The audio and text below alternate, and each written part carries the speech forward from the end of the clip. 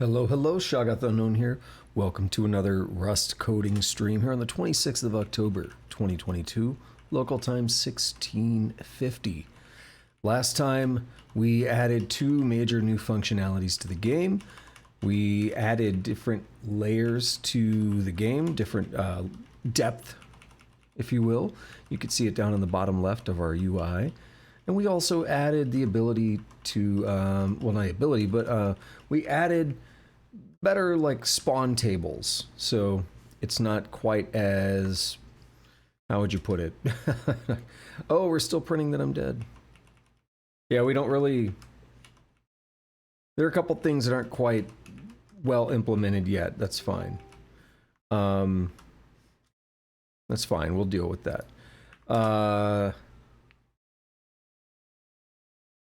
I was trying to show the different levels and stuff, but we also did spawn tables. So as you get deeper, more things will spawn, and the frequency of things will also, some things will also depend on the layer that we're at in the dungeon.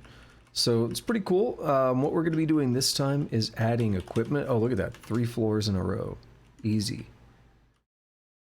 So now what we're also going to see is there's a lot of health potions. So in a lot of ways, it gets easier to survive the further we go. Boom. Alrighty, let's get started in just a moment. I gotta sneeze. Hold on. Okay, maybe it went away, but I also need to do one thing real quick.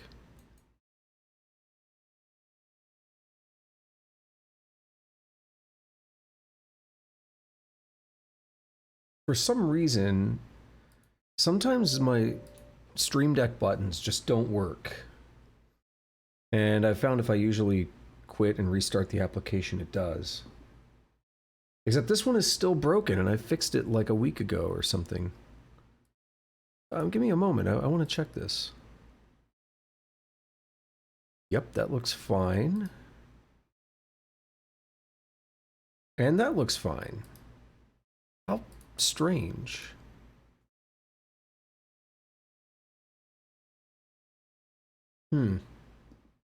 There we go.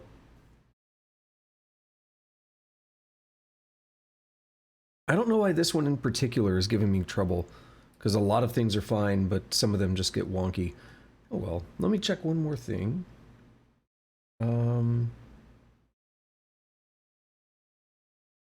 Yeah, see, I'm having some issue with my volume as well, and that's been going on for a couple weeks. It's actually since the last time I updated the Stream Deck, which is odd. I updated it, and then a lot of my volume stuff stopped working. Fun. Alrighty, so anyway, enough of that distraction. Let's get into the tutorial. So this is going to be a bit of a lengthy one, just judging by the size of the scroll bar, so I don't want to waste too much time.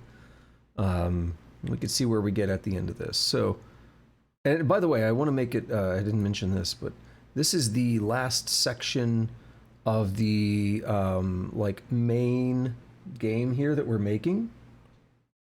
And then after that, we're going to go into the stretch goals. These go pretty quickly, but this is the last major section.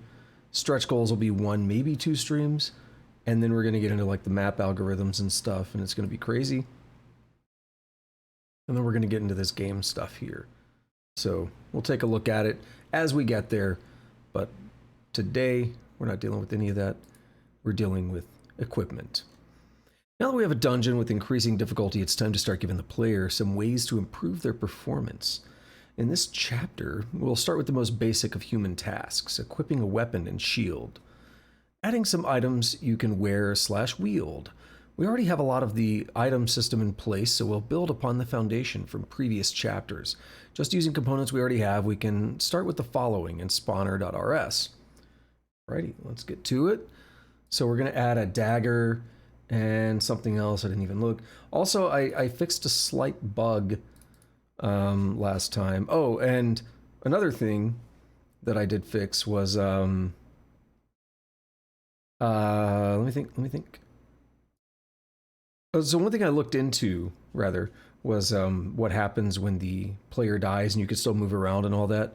That is still in the game. At least I ran theirs in WebAssembly and it still happened, just straight from the tutorial. So that's probably fine for now. I think we're going to fix it on this session. I think I saw some things in the when I just scrolled through it last time.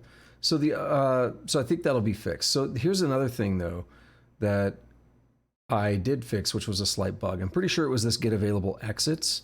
The diagonals were incorrect.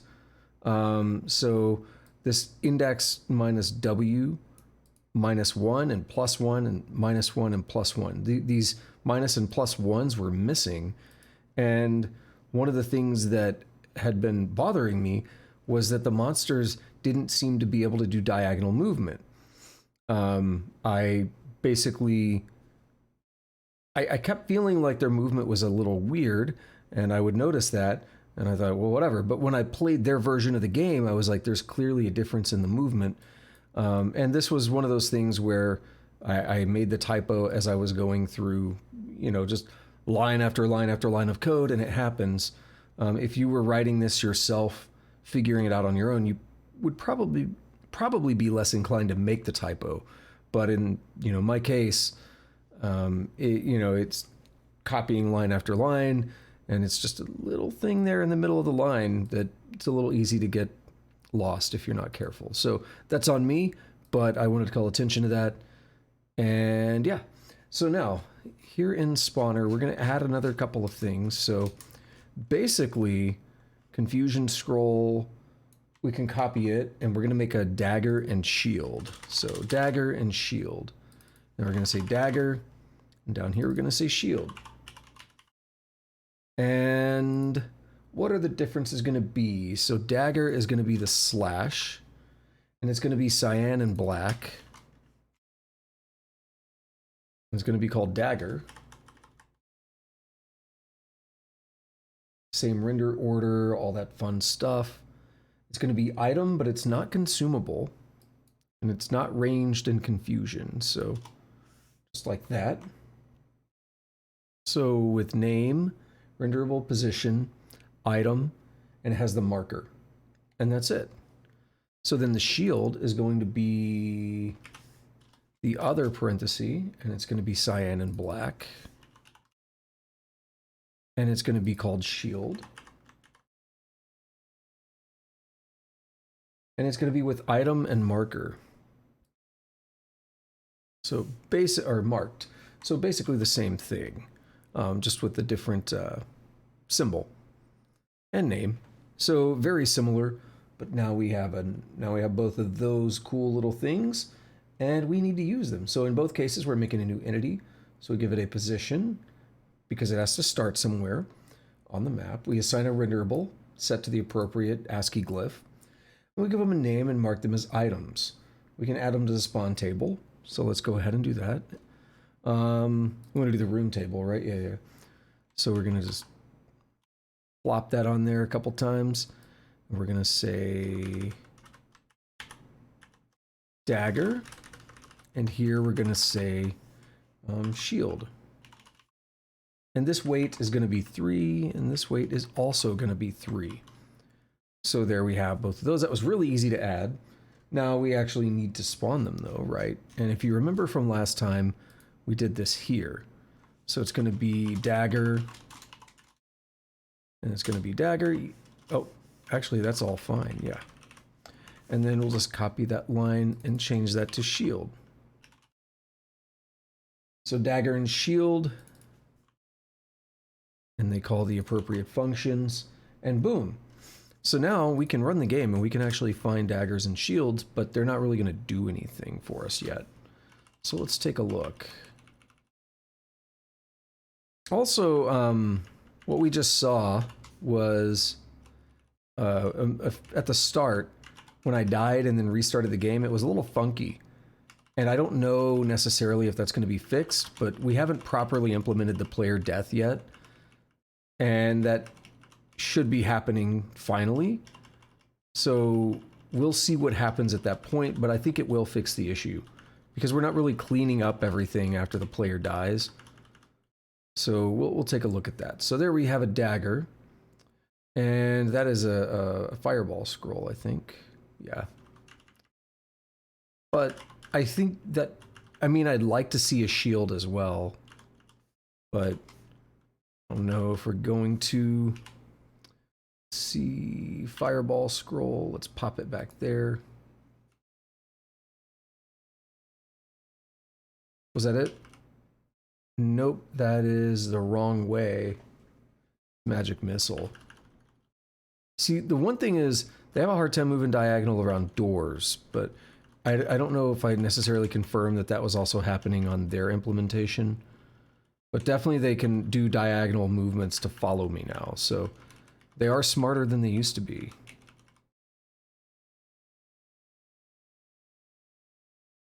Which is, you know, sometimes a problem. Okay, we're dead. We could still move around. We can't fight, but we can still move around. I just want to see if we could find a shield. That's fine. We're gonna trust that it works. You saw me implement both, and you see I'm calling the appropriate function. So we're gonna trust that it works, and we're gonna move on. Okay. So yeah, if we cargo run now, we run around and eventually find a dagger or shield. We might consider raising the spawn frequency from 3 to a really big number while we test. Since we've added the item tag, you can pick up and drop these items when you find them. Yeah, and I mean, I didn't really mess with the dropping or anything, but it's fine. So now how do we equip it? So yeah, they're not too useful if you can't use them, so let's make them equipable. So to do that, we're going to make an equipable component. So we're going to have equipment slot and equipable. Okay, equipment slot is our enum, and equipable is the actual component that just says where does it equip. Okay. So we're going to have a few things to do here as well. So let's first go to components. We're going to add both of these in components. And what are we going to do here? Derive partial EQ, copy, clone, serialize, deserialize. And, oh, whoops. And pub enum equipment slot, melee, and shield. And then we're going to need a bunch of the same stuff, so I'm going to copy this because I'm lazy. We don't need this, but we need component. And then we need serialize, deserialize, and clone.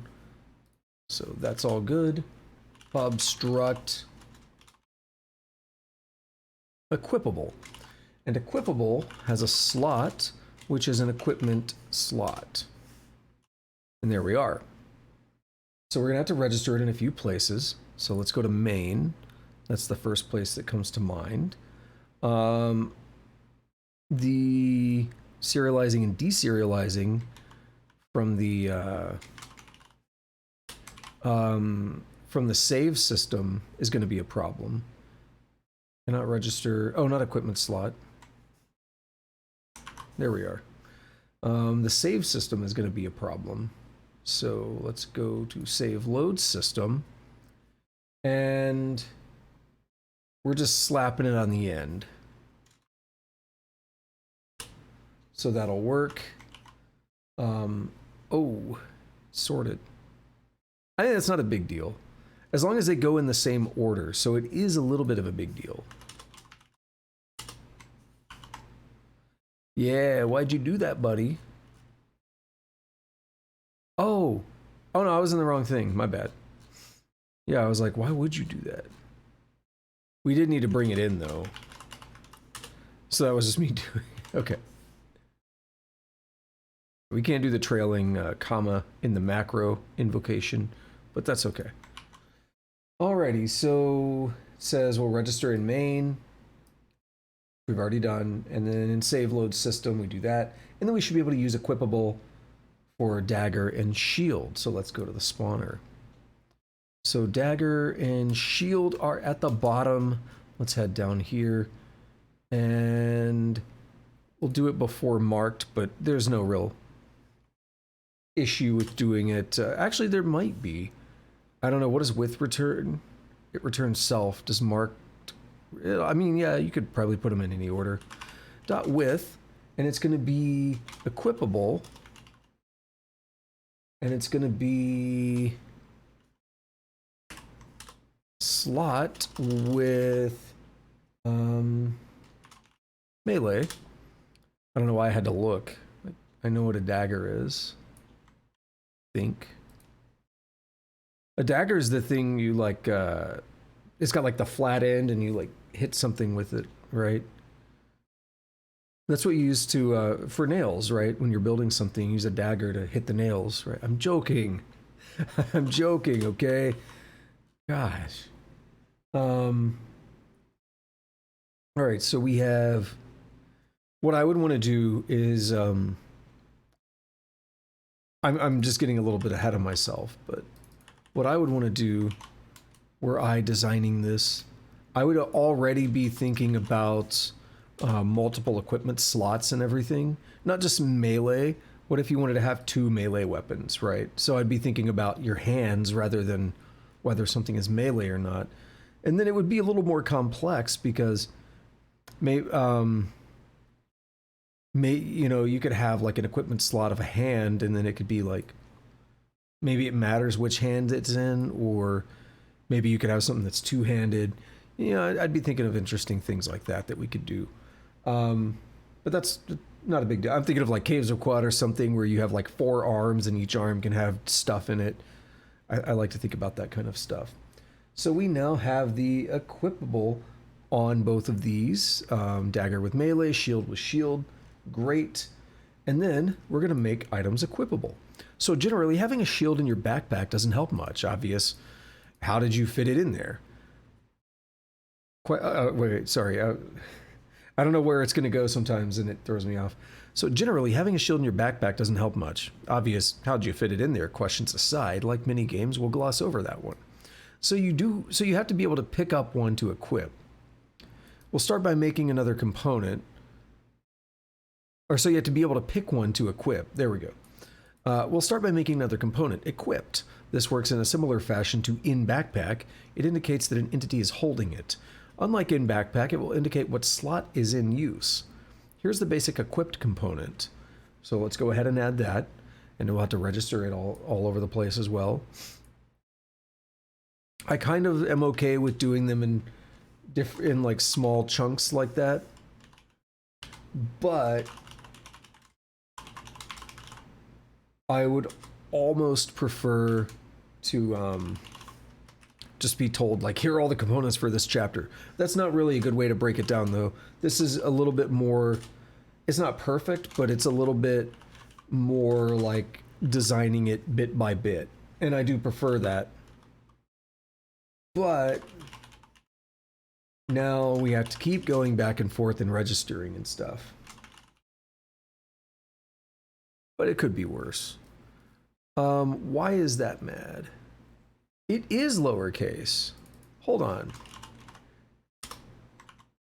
Did I make it capital? Because I was looking over here and it's lowercase. I thought it was a typo.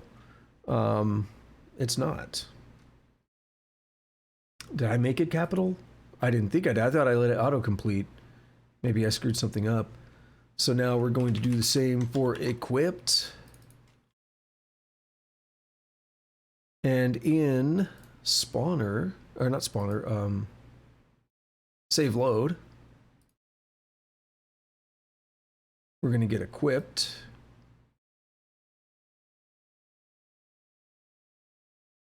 This time in the right place.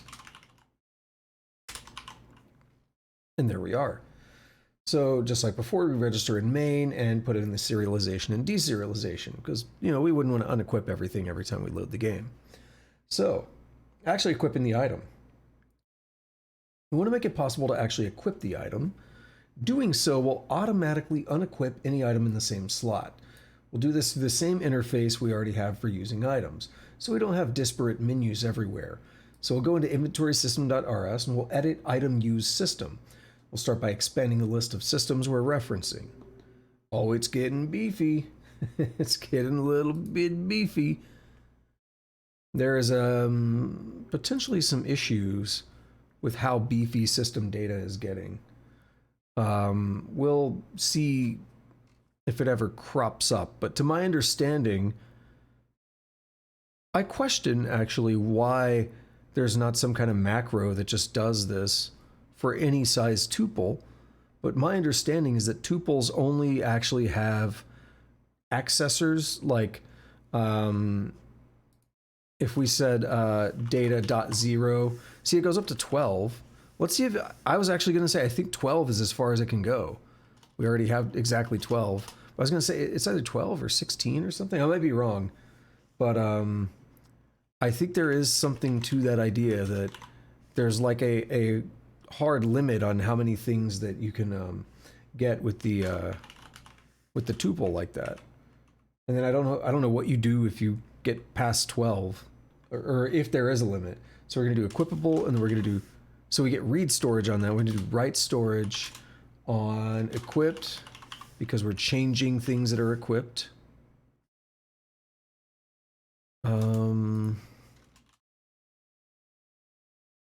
Equipped and in, oh, we already have.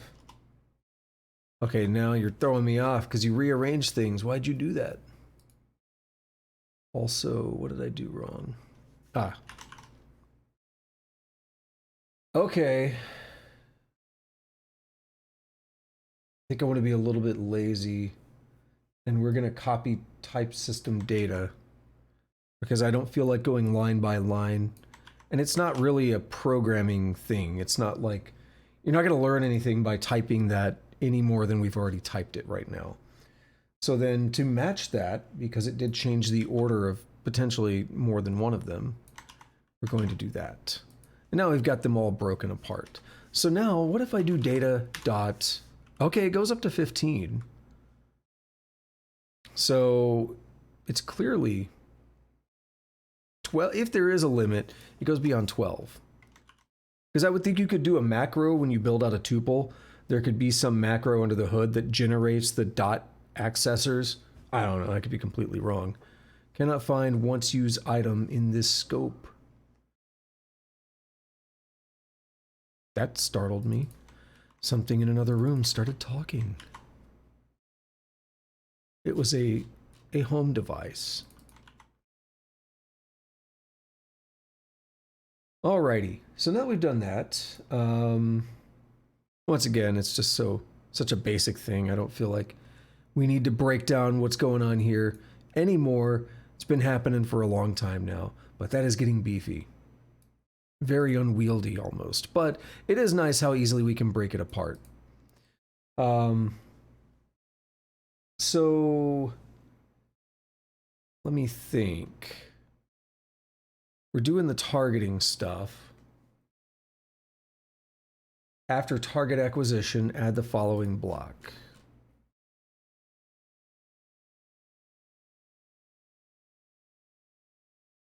Is there a reason we do it after target acquisition? Not sure, but we'll add the block. If it is equipable, then we want to equip it and unequip whatever else was in that slot. I assume it says. It does. I had to scroll over to confirm. And let item equipable equal equipable dot get use item dot item. Okay. And we're going to match item equipable. Not entirely sure why we don't do an if let. But hey, it's a, you know, whatever, it works. So some can equip. And what are we going to do if we can equip it? We're going to say let target slot equal can equip dot slot. Let target equal targets 0. Oh. So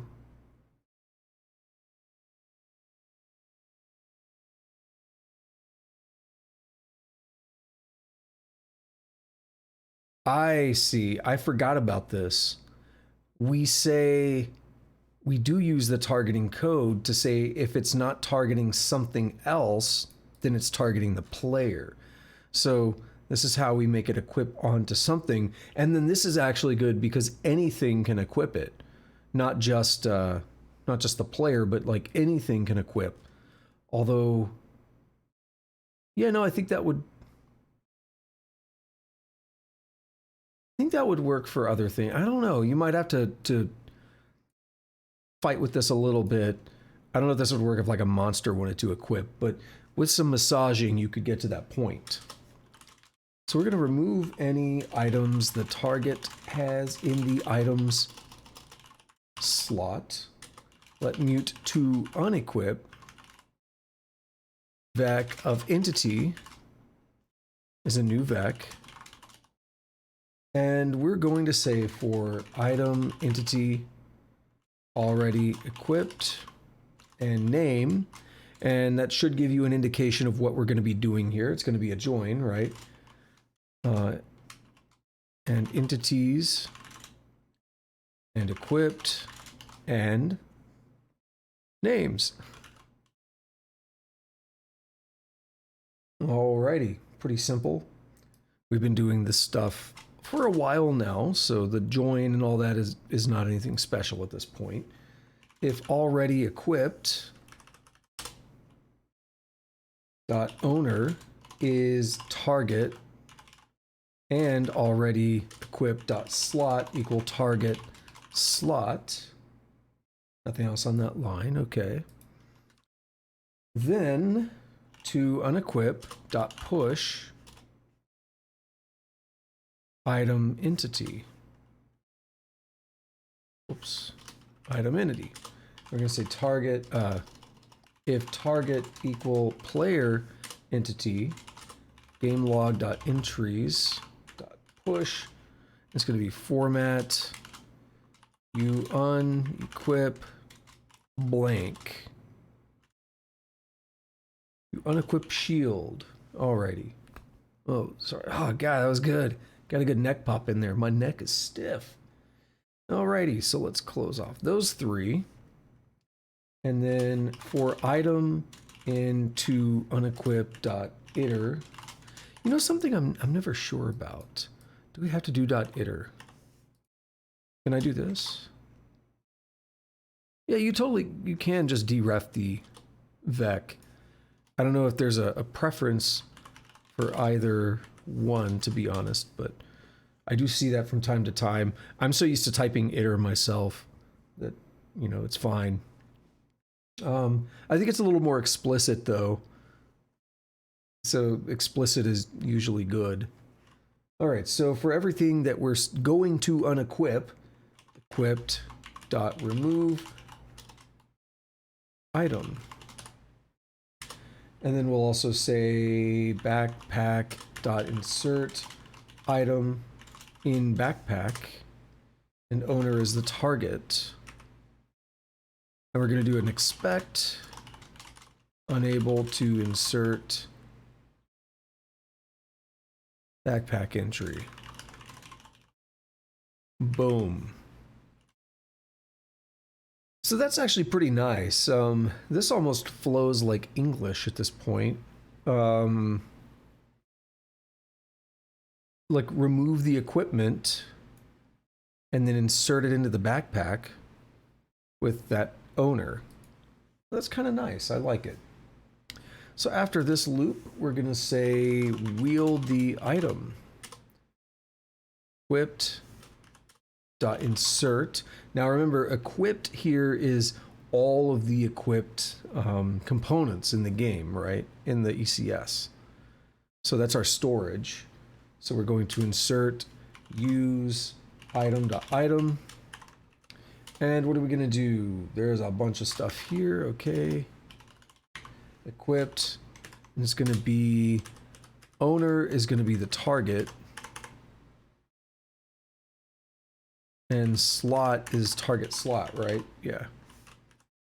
And dot expect. What are we going to expect? Unable to insert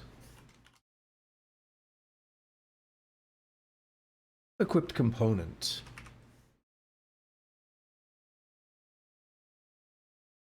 And lastly, We have to remove it from the backpack. Backpack.remove. This also has nice semantics of like, even though it's just data and a backpack is literally a component, it feels like we are taking it in and out of the bag now, which is a very interesting kind of semantics here that we've built up with these components. I'm quite a fan of it. So if the target is the player entity, guess what we're going to do?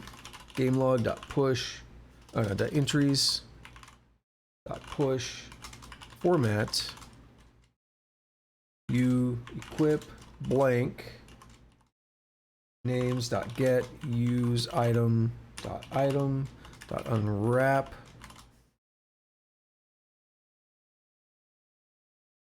.name. Again, at risk of crashing, but it is what it is. All right, so that's a big old beefy boy, but we're good. This starts by matching to see if we can equip the item. If we can, it looks up the target slot for the item and looks to see if there's already an item in that slot. If there, it moves it to the backpack. Lastly, it adds an equipped component to the item entity with the owner, the player right now, in the appropriate slot. Lastly, you may remember that when the player moves to the next level, we delete a lot of entities. We want to include equipped by the player as a reason to keep an item in the ECS. In main.rs, we modify entities to remove on level change as follows. I actually kind of forgot about that. That's a very good call, though. Just get naked every time you go to another level of the dungeon. Just strip down, like, hey, we're done. Alrighty. Where is it? I just saw it, but entities to remove. Don't delete the player, don't delete the player's equipment, which is literally what we have. When we say backpack, I almost, their comment still says equipment, but they say backpack. And then they add this without a comment. Let EQ equal equip. Equipped. Get entity. So we're gonna have to pull in equipped. But if let sum EQ equal EQ. If EQ.owner equals player entity, then should delete equal false. Alrighty, and then we need the equipment, which we'll just grab from up here. Let equipped equals self.ecs.read storage.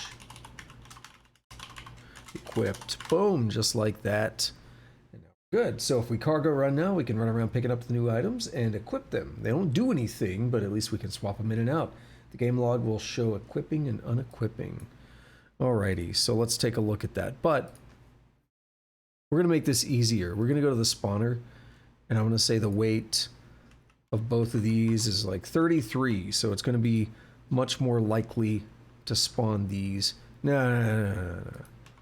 333. I want to make sure we get the dagger and shield like very quickly. We're going to be very likely to find these much more common than even enemies, I would think. Yeah, daggers everywhere. Alrighty, so now if I use the dagger, you equip dagger, and you equip shield, and now they're no longer in my bag. They're no longer in my inventory. If I equip another dagger, it like comes back to my inventory. You can't really tell, but if I drop the dagger and drop that one. Now also, if I look at that spot, we have 2 daggers there, which is kind of cool. I don't have a way to unequip, actually, do I? So we haven't implemented that yet. But I was going to say, now if I unequip, it'll pop into my bag. But the only way we can currently unequip is by swapping equipment.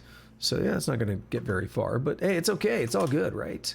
So 333 goes back to 3 on both of those, and we see it working for both of them. So now we're going to grant combat bonuses. Logically, a shield should provide some protection against incoming damage, and being stabbed with a dagger should hurt more than being punched. So to facilitate this, we'll add some more components. This should be a familiar song by now. So we're going to do melee power bonus and defense bonus.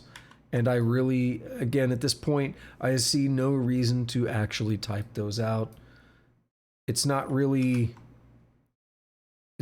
code. I mean, it is, but it isn't. I mean, it's very, very rudimentary stuff. For the sake of time, let's just do that. And then it's melee power bonus and defense bonus. It's way down here. So we'll go bop bop, and then melee power bonus and defense bonus. And then don't forget, we need to save and load those. Melee power bonus, defense bonus. We'll come to the end of this and say melee power, melee power bonus, defense bonus. We've got that right there with the comma, so I can just go blop, and we got it. And that should be everything we need to register that. I'm wondering if there would be a way to generate this on the fly. Is there a way to ask the ECS for all registered components, and how would it even, what would be the right way to go about doing that? Register with storage. I don't know how the registration actually happens under the hood. I don't know how easy it would be to somehow get that information. Yeah, I don't really, entry exec. I'm probably thinking too much on it. It's not that bad, but it'd be cool if you could do that. That's almost like some reflection stuff, I don't know. Which then gets me into a rabbit hole of like reflection for Rust. So we also need to remember to add them into main and save. Yep, already done that. And we can then modify our spawner code to add those as well. So let's plot, oh, we're already down there. Shield after equipable, we're gonna say .with defense bonus, and it's going to be defense of 1. And up here, after equipable, we're going to say .with, was it melee power bonus, and it gives some extra power of 2 according to the tutorial guides. So now we have both of those, and we don't have to change anything else, which is cool. So yeah, that's actually good. I don't really need to comment on that. So notice how we've added the component to each. Now we need to modify the melee combat system to apply these bonuses. That's a weird thing, like, yeah, of course. We have melee on this one, and defense on this one. Yeah, that's fine. All right, I was just like, am I missing some trick? No, I think we're good. Okay. So now we need to modify melee combat system to apply the bonuses. We'll have to add some additional ECS queries to the system. So I'm going to be a little bit lazy here too for the data. Basically, let's look at what we have. Equipped is going to be read. This all makes sense. Actually, they should all be read, because your weapons, you're not changing your weapons unless you wanted to implement a system that had what's the health, not health, there's a better word for it. I keep thinking degradation. I mean, that works, but durability, that's the word. If you wanted to add durability to your weapons, you would probably make like a durability component or something, and that would be write storage, because when you're using your weapon, it would be damaging it over time. But your power bonus, your defense bonus, those are all read, and whether something's equipped or not is read. So that all makes sense to me. So I've copied everything from this type system data all the way through this let here. So we're just going to paste over that in melee combat system for the sake of brevity, and not having to go line by line to figure out, okay, which one changed, which one didn't. I mean, we've seen it, but again, for the sake of brevity. I do not suggest, copy pasting code normally. I'll make that statement, caveat once again, but this one's a little bit different. This is not the same as copy pasting an entire function. It's just the data, and we've already done this song and dance 87 times, so it's not that big of a deal. Okay, Now I do need to go line by line and make sure that everything is good. So we got our let there, and then we have a for loop. So for entity, once melee, name, and stats, that's all good. So what we're probably going to do is just add a check in here, and then explicitly get stuff that's equipped. So let's see how it's going to work out. If stats HP is greater than 0, the first thing we do is let mute offensive bonus equals 0. We start at 0, and then we calculate it. So offensive bonus is 0, and then we say for item entity power bonus equipped by in, it's going to be entities melee power bonuses, and what's the other one? Equipped dot join. So what are we going to do now? We're going to, if equipped by, is that what it is? Yeah. Equipped by dot owner equals the entity that we're like currently on, which also means this for loop now uses the entity. So that's new. So we'll have to remove that underscore. But now for this entity here that we're looping through that wants to deal damage, if it has this equipment, if equipped by dot owner is this entity, then we're going to say offensive bonus plus equal power bonus dot power. That just adds that on there. And then we can do the target stats. Combat stats, that's probably about the same. If target stats.hp greater than 0. But then we do have a change here. So let target name, blah, blah, blah. And then the next thing we do is let mute defensive bonus equals 0 for item entity defense bonus equipped by in, and it's going to be entity, not just entities, ampersand, right? Entities and defensive bonuses, yeah, and equipped by.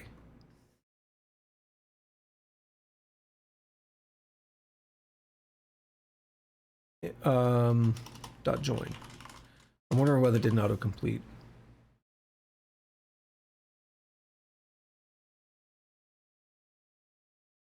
Can't find it in the scope.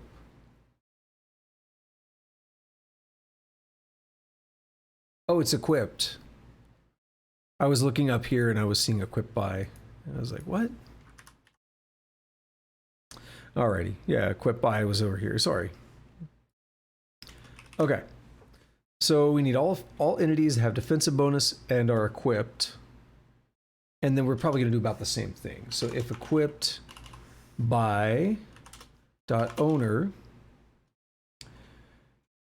equal entity, no, equal once melee dot target. Yeah, because this is guy that's getting hit now. Yeah.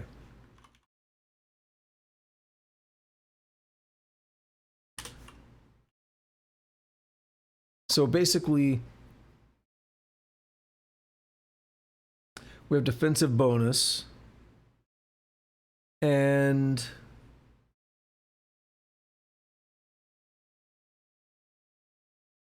I mean it's not difficult. I was thinking about something. What I'm actually thinking about is it's complaining that the value assigned is never used, but that's actually what we expect. We expect that to be the case. Well, yeah, we expect that to be the case, but we're initializing it at 0. that's good. We don't want to start it at some random number. Why is that complaining? Is it because we're not using it later? Yeah, I think it's just because we haven't used it in the formula yet. Okay, that's fine then. All right, then all we're gonna do here is say stats.power plus offensive bonus, and then target stats.defense plus defensive bonus. Alrighty. Should be good to go now. So all in all, pretty straightforward. For the offensive bonus, we loop through all item entities that have a power bonus component and are equipped. Actually, I should be on this line for that.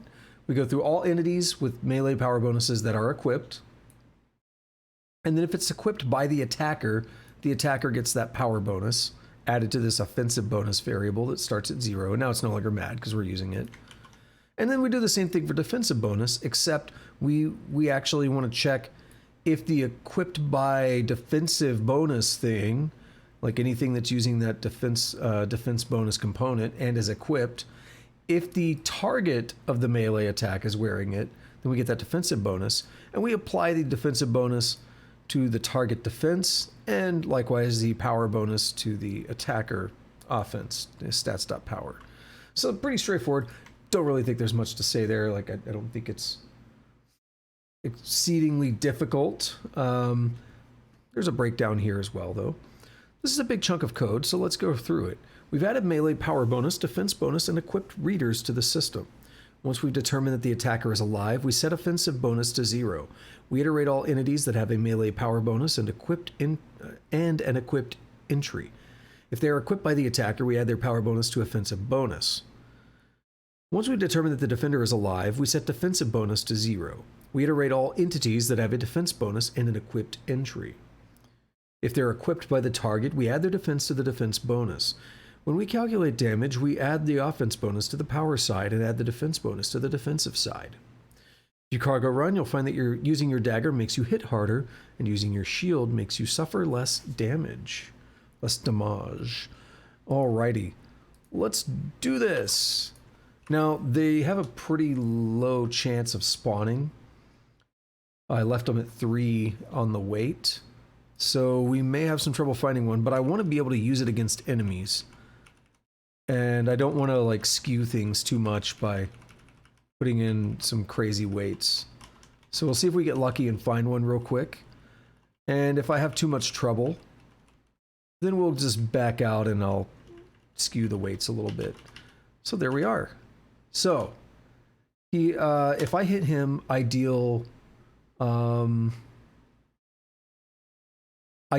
health, right? It's hard to read on my screen, but yeah, player hits goblin for 4 health. I would like to, I'm not going to do this right now. I would actually like to reverse the order of this log. I feel like the newest thing should be at the bottom, but the newest thing is instead at the top, and that confuses me. So now we hit for 4. I'm going to equip the dagger. We'll take some damage as we do it. And now I'm going to attack, and we hit for 6. So it's exactly as we expect. And they were repeatedly hitting me for 2 damage. Now let's see if I can work my way over to a shield. And fortunately, we are immensely more survivable already because of this dagger. Another dagger. I need a shield. Give me a shield. Let's scour the first level here before I take those stairs.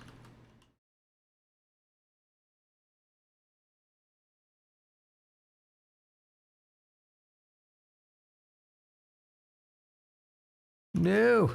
Oh no. I do have a health potion, but let's not use it. Instead, let's take the stairs. We'll heal up to 15, and then I can use the health potion. I can't even see what letter that is. I really hope we implement something to make the game larger. Get them old man eyes going on right now. It's like I can't see it. I can't read them characters. I need my bifocals. I do have terrible eyesight. I wear contacts. But I have pretty terrible eyesight. Alright, I need a shield. Someone hook me up with a shield. Come on, y'all. Let's go. That's not a shield, that's an empty room. That's another sword. Another dagger.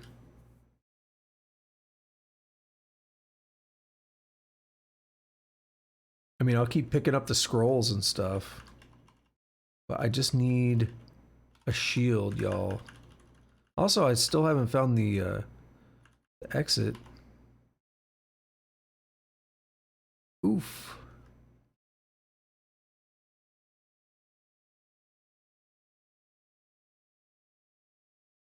Okay, I need to do something about this guy. What are we gonna do? We're gonna hit him with a... I'm gonna hit a health potion. I'm gonna confuse him.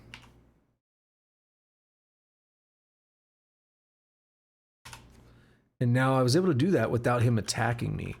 I couldn't do that before. I would actually run out of... the confusion would wear off before I'd kill him, so that's a good improvement.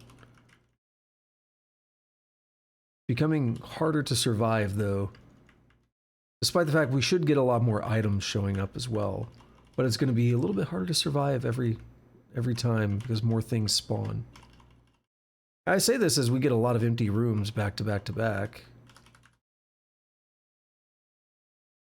Come on, y'all. Wow. What is this crazy room?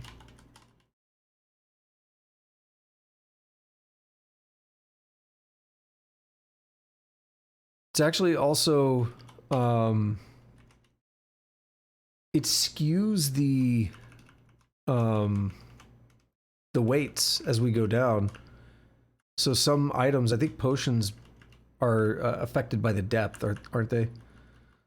So as we go further down, it's going to be more difficult to find anything other than potions, right?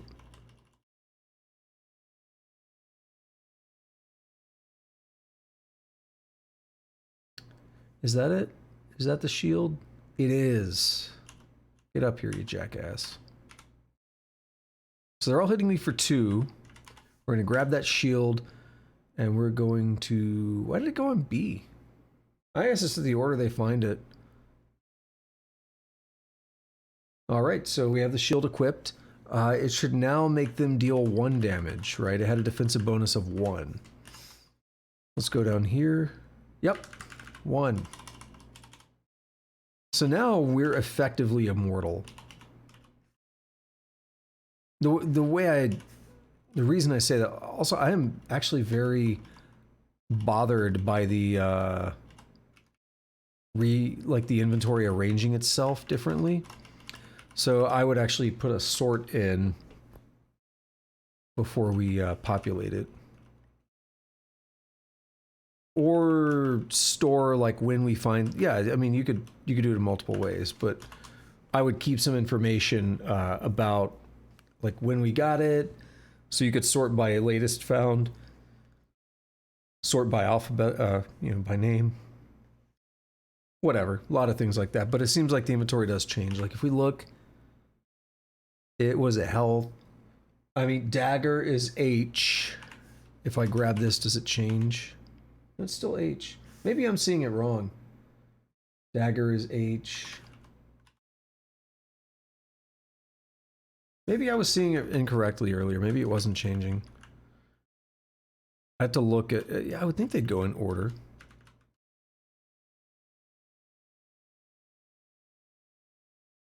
Yeah, no, we're fine. Okay. Well, that's good enough for now. Let's go ahead and quit. I say we're effectively immortal, though, because we only take 1 damage now every time they hit us, and we find so many health potions because they get more common as we get deeper. If we go to the spawner, their weight is... Oh no, they don't actually get more common, but they have a... Okay, so we're not in that strong, but the fireball scrolls and the confusion scrolls do. So Yeah, we could probably be effectively immortal at that point. Alrighty, but at some point you're gonna have so many more goblins, no, you're gonna have so many more orcs, and these two scrolls that it's gonna be, you're not gonna see much of anything else. Alrighty, that was fun. Little detour there.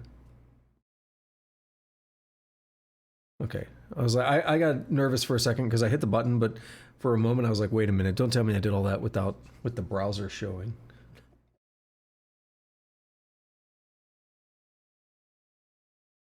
Okay, so we did all that stuff. We used a dagger, all that fun stuff. Now we got to unequip. Now that you can equip items and remove them, and remove the by swapping.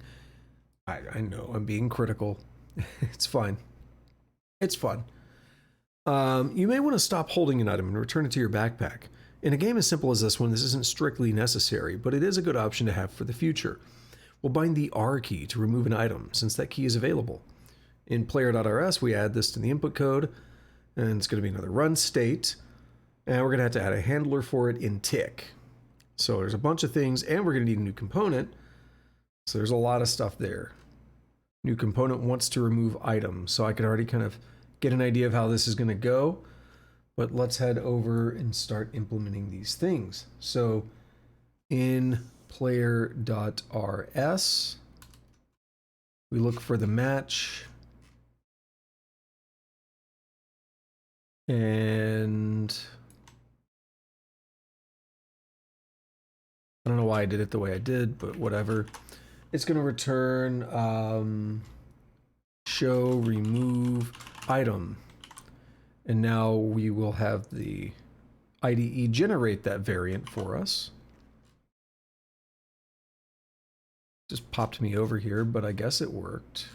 Yep, there it is. So in tick,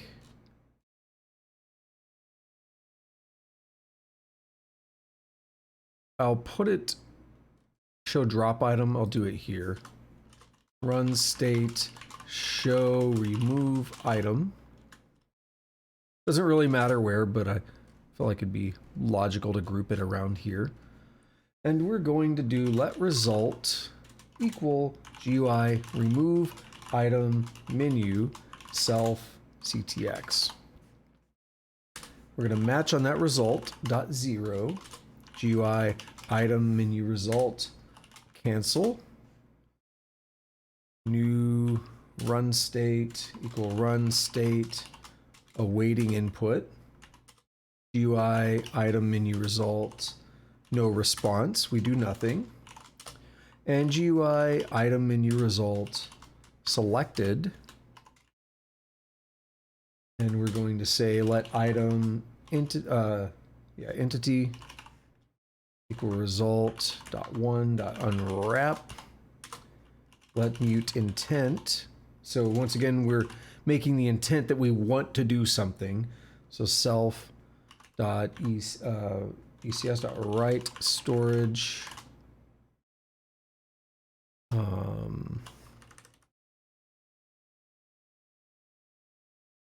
wants to remove item, and then finally intent.insert self.ecs.fetch entity wants to remove item. I wonder if I can automatically generate this now. Item entity dot expect unable to insert intent. We don't. I was checking because I didn't know if we are going to be more explicit about what intent, because I know we've used that before. We can actually see it above. New run state equal run state player. Nope, that's not enough. All right, run state player turn. Now we don't have wants to remove item, but we could probably generate it. Oh no, it's not. Oh well, whatever. So I'll have to implement the component in components.rs, which is going to look a bit like this. It is called wants to remove item with component debug convert save load and clone all derived, and it just has an entity on it. That's all, nothing special. So in main.rs, we're going to register that. And that means we're also going to want to do that in save load. So the idea is you could have a situation where that intent is in place but hasn't happened, I guess.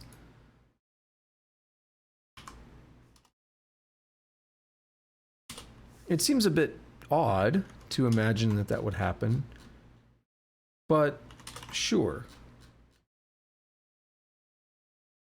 Wait a minute.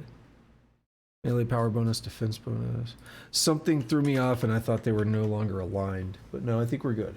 Alrighty. So we register it everywhere. And then in GUI, we have to implement something. Because if we take a look, we did call a function to remove item. And we didn't actually make this function. So if we go to GUI and find the function.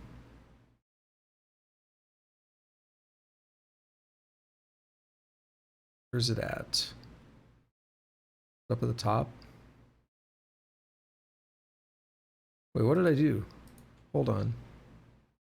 Oh, it was like, we have a similarly named thing. Is that what you want? No, we want to generate. Like, something's not right. Okay. So instead of calling this arg, we're going to call this GS, and it's the immutable state, and then we'll keep calling that context. And we're going to return an item menu result and an option entity. I think that's it, right? All right, now we got a lot of stuff to do here. Once again, this is going to be very boilerplatey on things we've done 100 times, but let player entity equal gs.ecs.fetch entity. Remember, that's a resource. That's why we're able to do it that way. Let names gs.ecs.read storage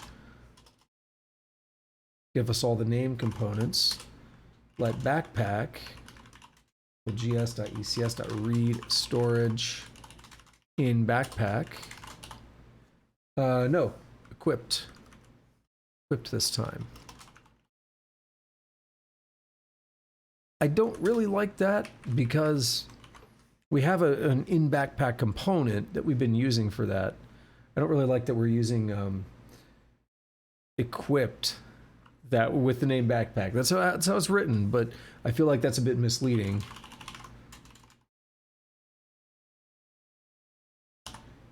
All right, and we'll get all the entities as well. So then we're going to get the inventory equal and backpack and names dot join dot filter item dot o dot owner equals the player entity. That's it. And then we're going to count that. Let count equal inventory count. We had to do this before. Counting does consume the iterator, so that's a little unfortunate, but because we had to do the filter more than once if we're going to use it, which I think we are. Let mute y. No my, this is not Perl. Let mute y equal 25 minus count over 2 as I 32 ctx.draw box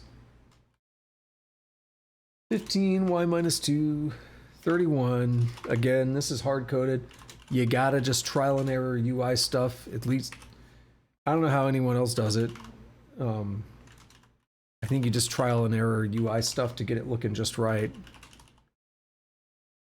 You could probably math it out ahead of time if you wanted, but I think it'd be easier to do it this way. So we're gonna do a couple colors here, RLTK black. So we're gonna draw a box with these values. X is 15, Y is Y minus 2, Y being what we calculated just before. 25 minus count over 2. Width is 31, that's hard-coded based on like our window and everything. Height is count +3. So we have a little bit of extra room. We're going to have like the title, the menu and stuff in there. And then foreground of white, background of black. That's our box. We're not done. ctx.print color. We're going to need a couple of these. 18 y minus 2. 31. Nope, no, I'm on the wrong thing. Yeah. RGB named RLTK yellow.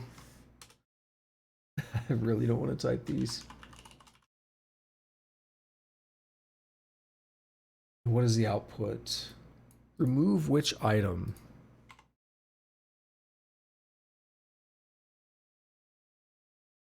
Yeah, these I always feel like are really prone to errors when I do them because all these lines, particularly on their code, granted that's probably better for a tutorial, but they're not being split across the lines like you see here.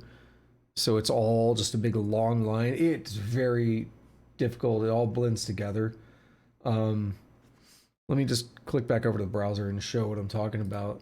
So we have the draw box and the two print colors, right?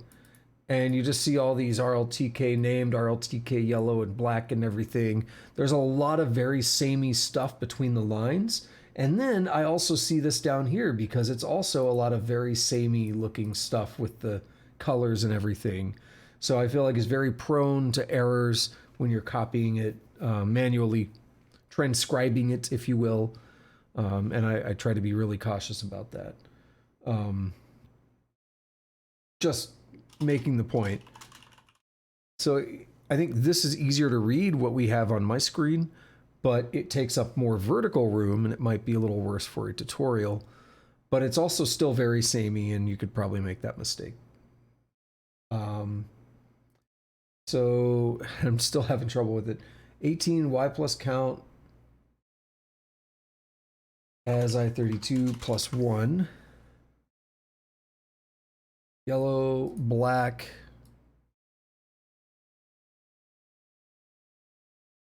Escape to cancel. Okay. Shouldn't have to do many more of these menus for a while though, so that's nice. Let mute equipable vac of entity equal vac new. We're going to say let mute j equals 0.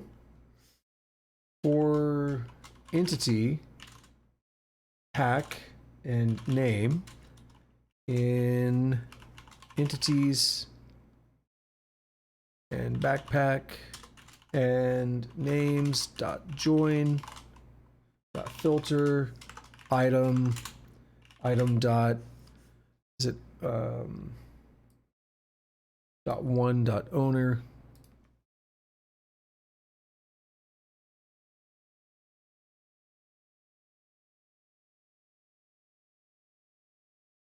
So see if I did this right. Yeah, no, we're good. Expected a tuple because that's the return for the whole function. We're not there yet. This looks mad, but it's actually okay. So this is a big beefy boy. So what we're doing is the same thing we did above, basically. Although in this case, the backpack is the equipped, right? It's the equipped component. .0.owner. Well, here it's so it's item.0.owner. So okay, let me try to actually break down a little closer, a little more what's happening here to be clear. So we're doing this join, right? And that actually creates an iterator. See, it's called a join iter here. So it's actually an iterator. And what you normally see us doing is we do for, and then we break apart a tuple. So in this case, we have backpack and names, and we might say like,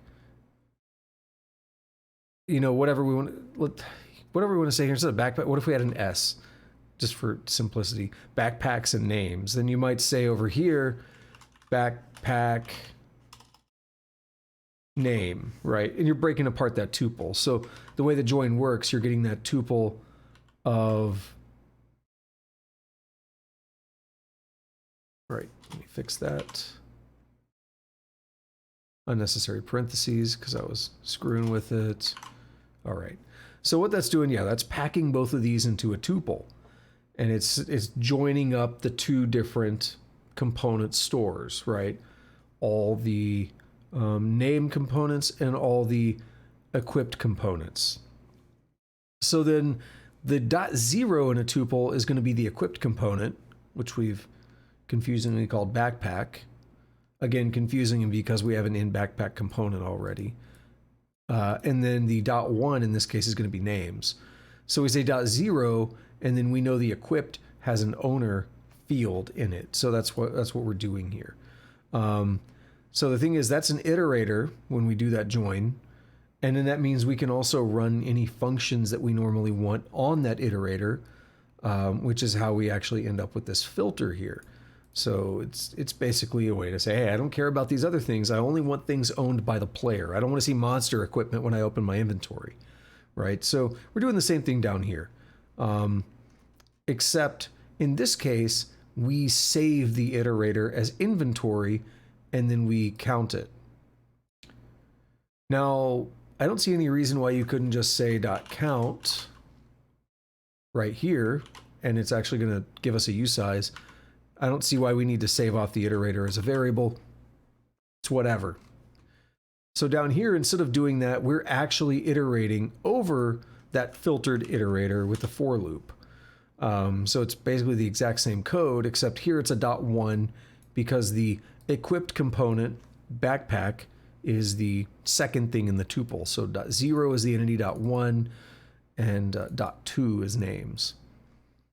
So there we go. I just an aside, because it may seem weird, it may look a little odd. I don't know. Maybe I'm explaining something that doesn't need to be explained, but I thought I would explain it. So we're going to build up everything that's equipable, and we're going to have J. This is going to be used to compute like where we put things on the screen, I believe, because that's what we did last time we did something like this. So ctx.set, and it's going to be 17y RGB named, RLTK white, RGB named, RLTK black, RLTK.2, CP437. Okay, yeah, I know what we're doing here already because I do vaguely remember this from before now. What we're doing is we're opening a parenthesis. X is 17, so we're literally specifying where left and right on the x-axis does this character go. Well, we're opening the parenthesis, so then we put a character and then we put a close parenthesis. So let's go ahead and put the close parenthesis, and then here we got to do a little bit of extra goodness. So instead of this, we're going to say 97 plus J as RLTK, font, char, type. All that is good. And I really just want to like hard code a return so it stops being mad. It's not that big of a deal to me, so I want to be clear. I think it may be worse, like if you don't understand why it's red, it might be worse, but if we put this here, we're fine. I'm going to put this here as a placeholder, so we're hard coding a return just to make sure everything stays happy. And it looks a little less frightening, but we do need to modify a couple of values here. So this goes from 17 to 18 and to 19. Nothing else changes. White, black, yellow, black, actually. And then white, black. So the parentheses are white, and then the character in the center is going to be yellow. And then we convert this with J, which is a value we set up above to be 0. We're going to increment J every time we go through this. We're going to do all three of those sets, and then we're going to print 21y and name.name.to string. And then we're going to do equipable dot push entity y plus equal 1, j plus equal 1. And there we are. So what's going to happen is, if you know your ASCII table, you know 97 is A. So we start J at 0, and then that's why we actually add 97 here. We could also start J at 97 and not do this addition. So it's kind of however you want to do it. It's up to you, I guess. But that's how we have it here, so we're going to go with it. But we've seen something like this before in one of the other menus. So basically what we're saying is 97 is A, then we're going to add 1, so then we get B, we're going to add 1, we get C, and so on, right? It's basically ASCII. So now we're going to match on ctx.key. We're going to say none item,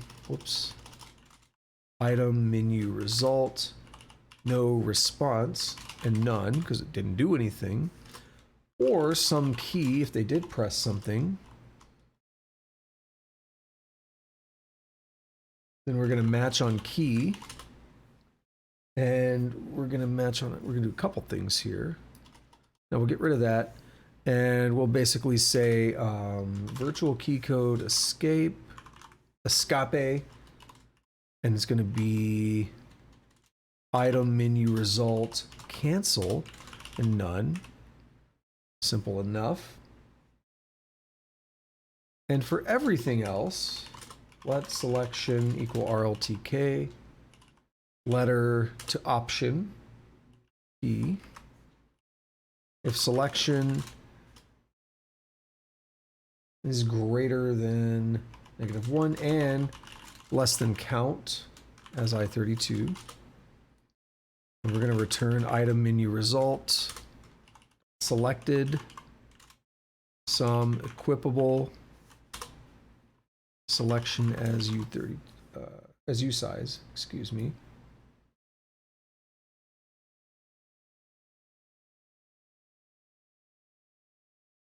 Otherwise, we do this thing that's a bit odd sounding, but item, oh no, this is not the one. Never mind. No response. None. There's another weird one where we have no selection with a selected in it, which is actually, no, yeah, we're not doing that right here.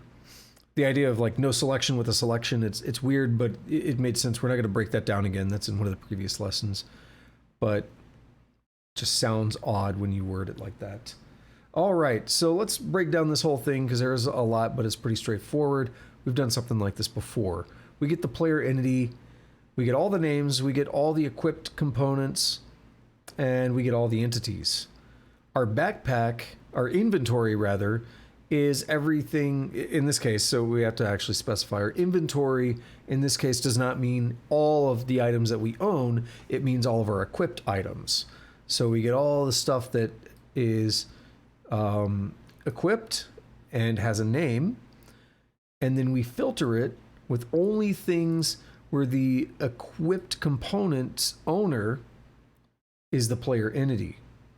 We count that up. That gives us how many things are in our inventory. And then we set this kind of hard-coded magic number Y value here. It's based on our count, but what we're doing is deciding how large to draw a box. And so it's 25 minus count over 2. And again, this is one of those things like you play around with numbers when you're doing UI. It's like, I don't know, like let's add a little bit more padding this direction or that. Like sometimes you got to play around with it to find the number you like. But we'll draw a box with some kind of hard-coded numbers. And white foreground, black background, cool.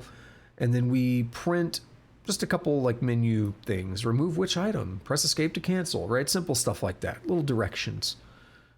Prompts and directions. So then we build up a thing of equipable stuff, a vector. And once again, we start this J here, which is used to determine like what we're printing, what character we're printing. And then we have to get the entire inventory again, or again, inventory meaning only equipped things on the player. So we do basically the same thing as before. We're joining up entities backpack, which is just all the equipped things in the game, and then all the names, and we're filtering that on only things that the player has equipped. And we use that to build out this menu. So we say open parenthesis, and then we use that J value plus 97 to compute what letter it is, what ASCII character it is, and we close parenthesis. And then we print out the name of the item. We put a space. So what we see here is open parenthesis is at 17x, and then 18x is the character, 19 is the close parenthesis, and then we skip 20, and at 21 we actually print the item name. And then we push that as one of the equipable things that we could choose to unequip. And then we have to increment y and j, because y is being used to determine like how far down in the list we are, and j is being used to determine what ASCII character we're on. And then finally, we use this to basically map, or where is the letter to option? Yeah, so that's an RLTK helper. So, right, it's because of the way they go into equipable. Okay. So as we're going through equipable, or I mean, as we're going through all that, equipable, this vector is being populated. And basically we are able to make, I guess we're able to make a couple of assumptions. I mean, they're not invalid assumptions. What I'm trying to say though is this letter to option thing basically says grab the, like if you press A, convert that to 0. That's what we're doing here. We're converting it to an I-32. So if you press A, convert that to 0, right? And then that'll get you whatever's in the equipable vector that we built out. That'll get you the thing in the 0th index, the very first index, which will be what we had up here for A. Whatever we had up here for B, B would get converted to 1, and then we're indexing in with that value that we get back from the RLTK letter to option. That's basically it. I mean, we're matching on the key. If they press nothing, we do nothing. If they press escape, we cancel the menu. And if they did press a key, we're doing that whole select thing I was just explaining. We convert it. This is an RLTK helper, but we're basically converting the letter that they pressed into that number and using that number to index into the array of equipment that we built out here. So basically, because we know we pushed them into the vector in order, we then also know that we can index in that same order, right? Where we assume A is 0 and B is 1 and so on. I don't know if that makes sense, but I hope it does. To me, it's fairly straightforward, but it took a moment to grasp. But once you got it, you got it. Alrighty. So there's a bunch of stuff there, but that's really it. We're not quite done though. We're also going to extend inventory system.rs to support removing items. So fortunately, it's a very simple system. So we'll pop over here and we're going to say item remove system. So we'll just put this right at the bottom. Pub struct item remove system. And we'll say impl. We'll do a lifetime system. We'll do a lifetime of A. Once again, for item remove system. And it's going to allow Clippy type complexity, so it doesn't complain about too many things in the tuple. Type is system data, and it's gonna be this right here. I'm gonna cheat a little bit because this is the same song and dance of things we've done a bunch of times before. So I'm not going to, that's a lot of typing just for something very simple. But we're gonna need once to remove item.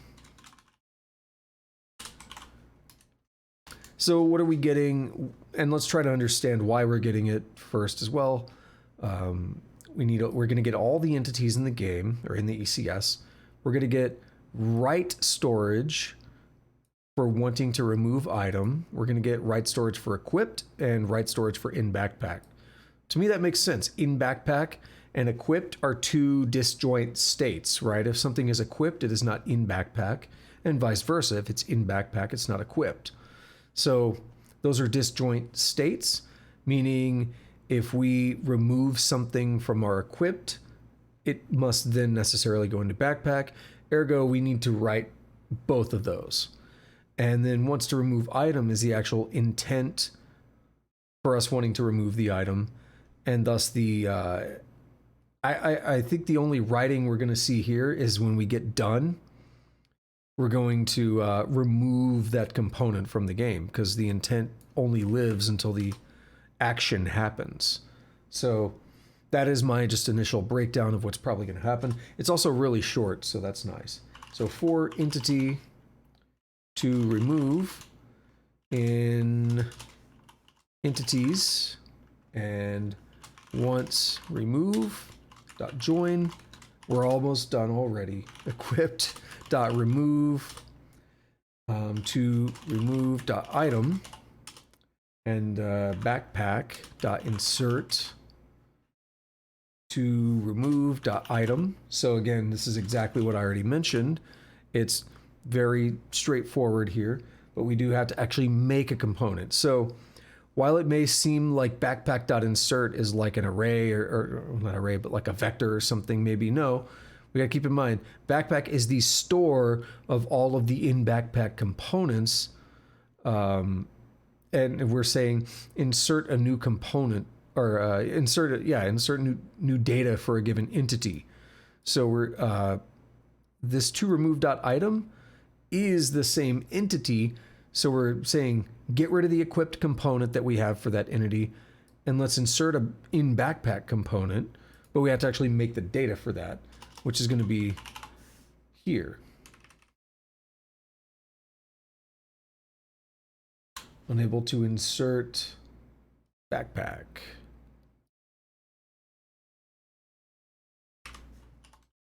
So the owner, right, is of course not the item itself. So we're basically matching up the owner who has the intent to want to remove something. And that's it. Once remove dot clear. There we are.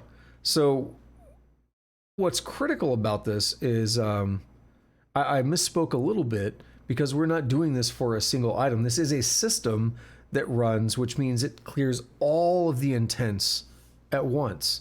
So this is every entity that also wants to remove something, not just the player, and not just like for one item. It's for all of them at the same time. It is a system. So we then go into main and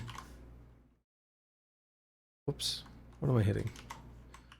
Run systems. And are we just going to put that at the end? We are. So after drop items, let mute item remove equal item remove system. And then it's going to be item remove dot run now and self.ecs. Boom. That should be all good to go. And then we call maintain at the end, just like we always have been. And if we cargo run, we can pick up a dagger or shield and equip it. Then we can press R to remove it. Well, I got one better. We've already got them equipped. No, that won't work, will it? Because they don't have the components. Actually, no. We don't need those components. Yeah, if I load... Oh, no, we did crash. Yeah, into file. Yeah, I think we did add another... Yeah, the intent was added to the save file, so that broke the save. So we have to go again. Damn it. Oh, well, that's okay. Not a big deal, right? But we have to actually find another dagger or shield. Either one will do. We're just testing that we can remove the item. We don't actually care about any other functionality. You know I'm going to take that fireball scroll. And you know I'm going to take that health potion. Fireball scroll is OP. It's my favorite. At least as a quick little lifesaver. Like, you know you're about to die, you pop that fireball, if you can. Actually, no, you can. You could shoot the fireball scroll far enough away that it won't hit you, but it'll hit the enemies. You could cheese them a little bit. Okay, we got... Is that it right there? Yeah, that's the shield. Alrighty, let's equip the shield. And then we'll hit R, and we can unequip it. So I'll equip it. It's not in my inventory now. I'll drink the health potion. We'll do something. And then we'll remove shield. We'll go drop the shield, whatever. I mean, it works. Pretty simple. Took a little bit of boilerplate, but now it works for all kinds of equipment. So we're in pretty good shape. And we're getting close to wrapping up already. I mean, it's been an hour and a half, but it feels quick today. Alrighty. So we're not quite done, though. We're going to add some more powerful gear later. So let's add a couple more items in the spawner. We're going to do the long sword and the tower shield.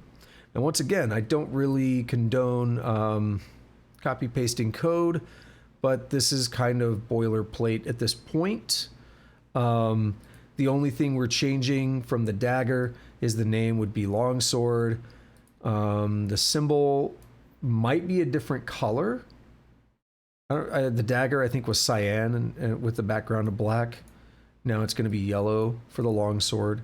And we're going to be changing the power. That's it. And the tower shield's basically the same thing. We're changing maybe the color. I think it's yellow instead of cyan. And then we're making it a defensive 3 instead of 2. Or instead of 1, excuse me. So I am going to just say, let's just copy that and get it over with. Because it's not really... Again, writing unique code, don't copy paste. This is not unique code at this point.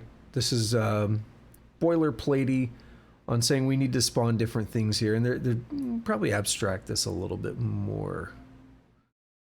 But this is what we got. So we're going to go with it. So I know we're going to need to add a couple things here as well. What's it going to be? Longsword and tower shield. And it's going to be map depth -1. So that's an interesting way to suggest that we won't be able to find it until we're a couple layers in. And I want to see if anything else has changed.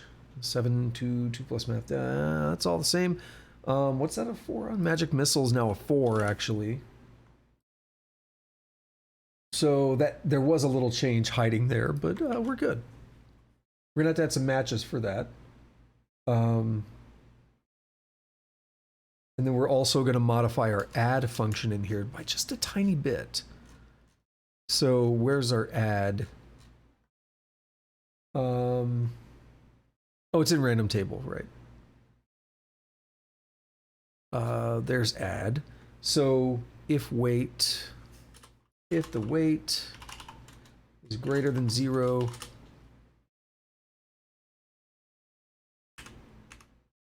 here we go. Self.total weight, blah, blah, blah. Self.entries.push. Okay.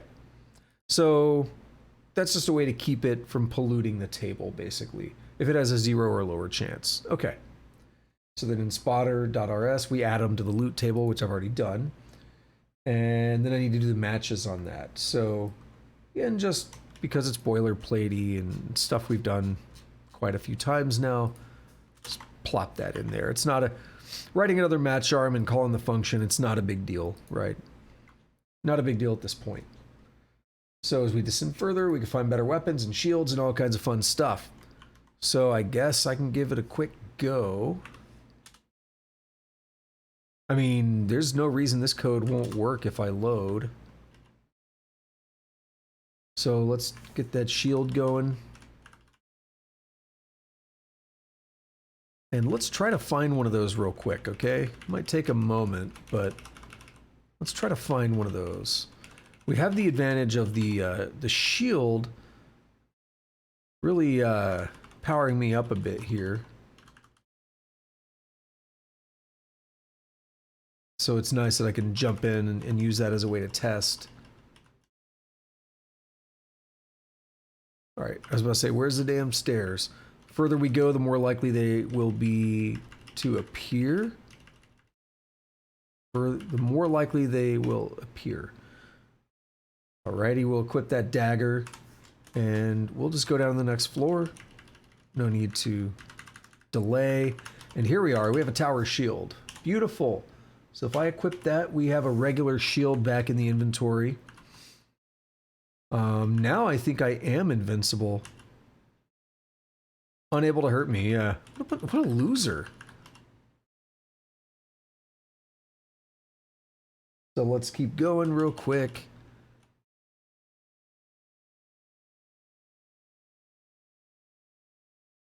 There we are. So what is it? G. Yeah, that clearly doesn't sort like by when you found it or anything. So it's a little odd. What am I dealing? 8 health. Way better than 6. Cool. Alright, I don't think we need to do anything else here. Except heal up. Alrighty.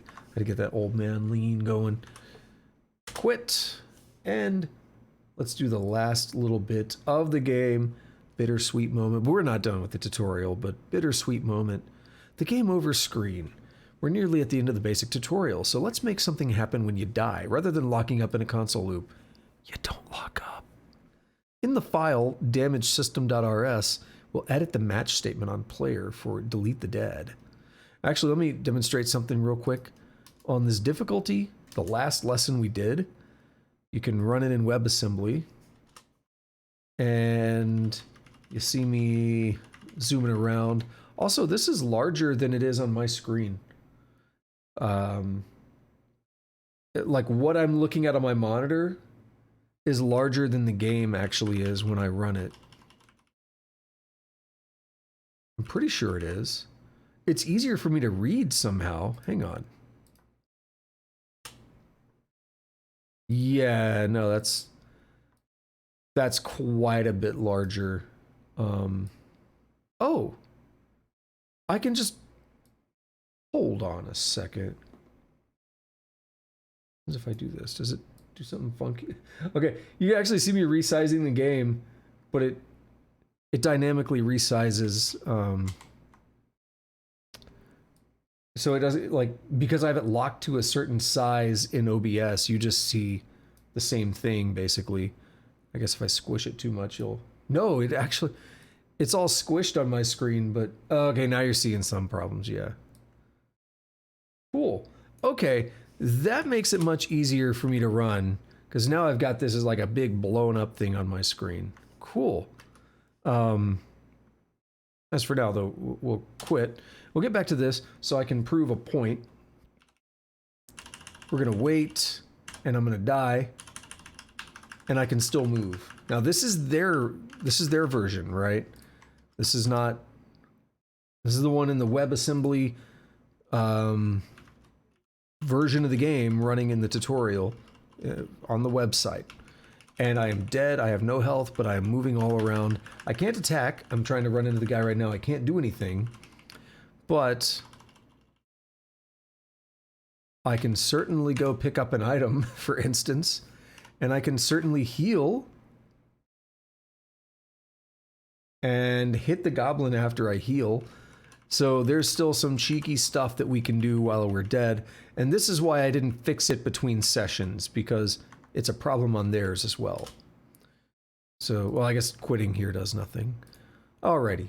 Whoa, that got way too large, didn't it? Okay, I think that's... Was that where I was at before, or was it here? Probably here. It should be okay. Alrighty, the game over screen. So, rather than... and that was my point. You don't lock up in a console loop. You still move around. So I don't know why it says that. But in the file damage system, we'll edit the match statement on player for delete the dead. I'll have to go to main and add a new state. Oh no, it's fine. It's not that bad, but we have to do that quite often, don't we? There are a lot of game states. It just gives an idea It gives you an idea of, imagine you're making a really big AAA game or something. How many game states do you think are going to be in there? Like, it's not an easy thing to do. Match player, none. Let victim name, names dot get entity. If let some victim name equal victim name, blank is dead, blah, blah, blah, dead dot push. Now, some, you is dead. I forgot I did that. So instead of saying you are dead like that, we're going to say let mute run state equal ECS dot write resource. Now what are we going to write? Run state. We're modifying. Yeah, that's right. I forgot we added that as a resource. So, sorry, this was one of those instances where I did the first half on autopilot. So then we're going to deref so that we can change it. Run state, game over, man, game over. Yeah, failed to resolve undeclared type. Just add that boy right up here. And then generate variant. Now it's mad. We have to add a new match in here. And very apropos if we make it the very last match, right? Game over. So what are we going to do here? Let result. You know where this is going already. UI game over CTX. Match result. UI game over result. This is a different thing than we've used before, a different enum.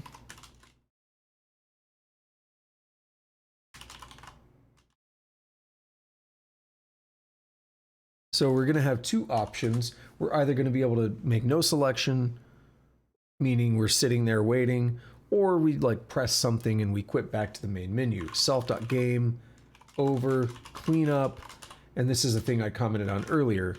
New run state equal run state main menu. Menu selection is GUI main menu selection new game.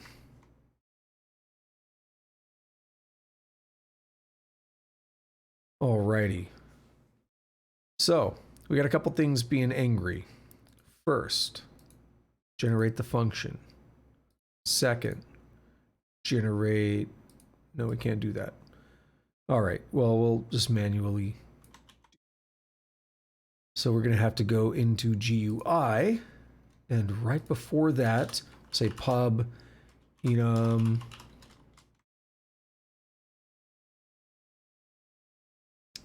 And it's going to be no selection. It's going to be quit to menu.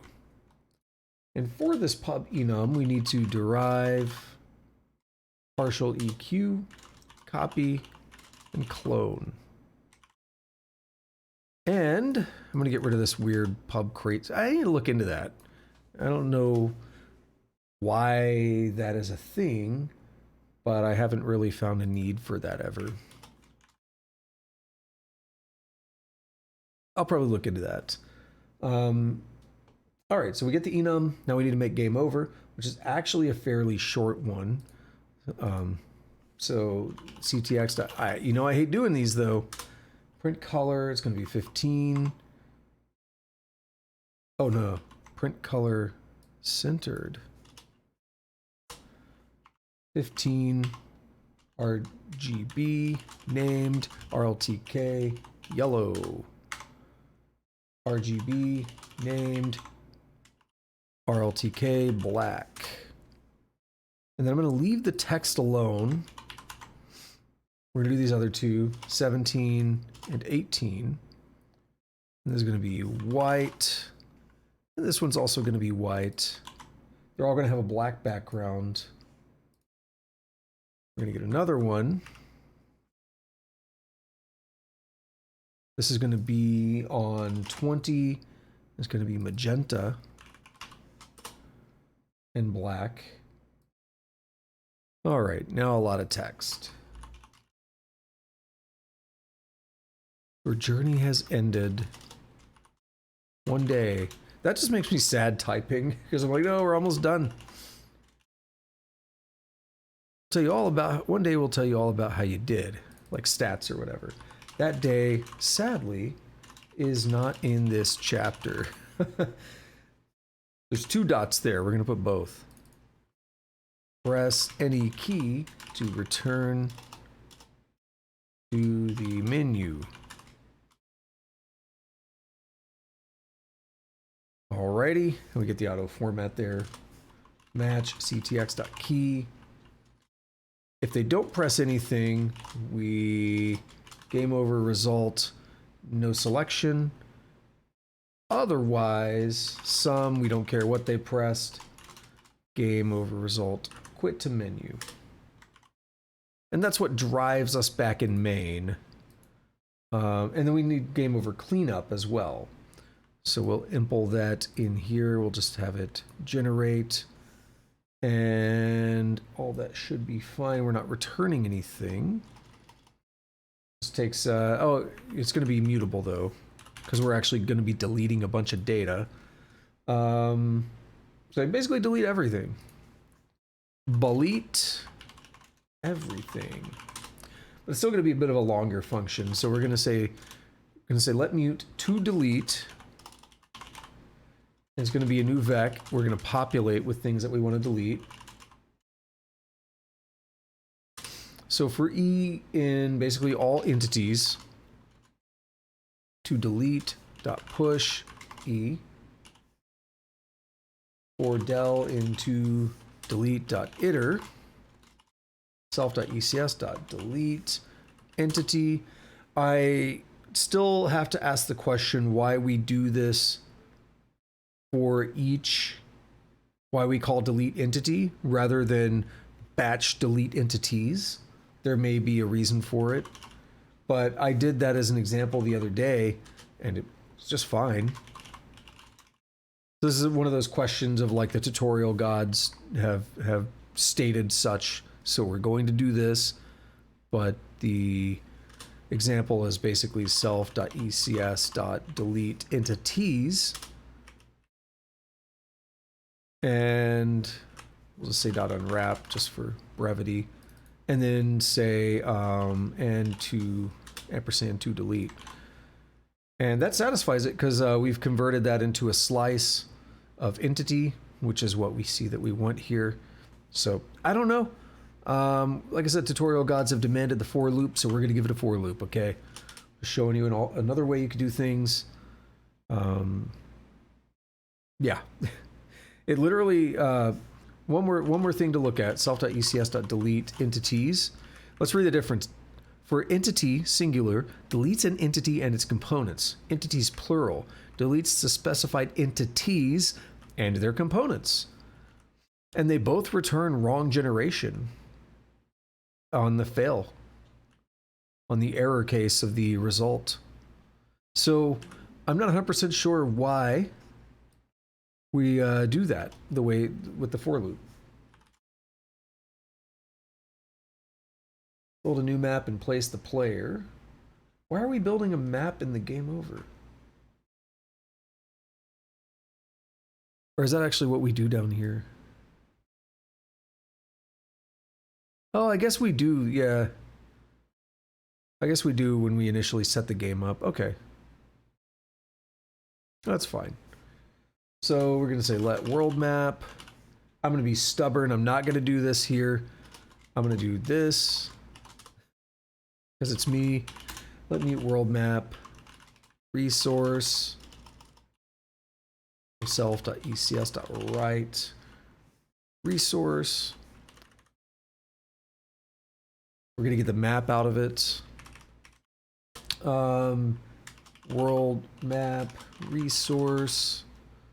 Map, new map rooms and corridors with the depth of 1 because we're just starting over. And then we're just going to say world map resource dot clone. No semicolon. Spit it back out of there. Assign it to world map here. The alternative, what's in the tutorial, is a semicolon here and they say world map equal like that. but we're gonna do it my way because I can. And then you get rid of the semicolon on this. Okay. Spawn bad guys for room in room world map dot rooms dot iter skip 1. Remember, we skip 1 because the player gets placed in there.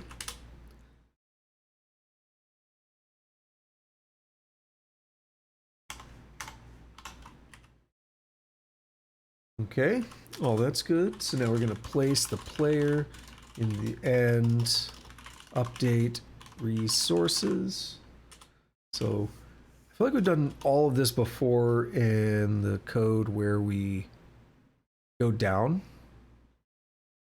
I'm going to copy this because it should be like exactly the same.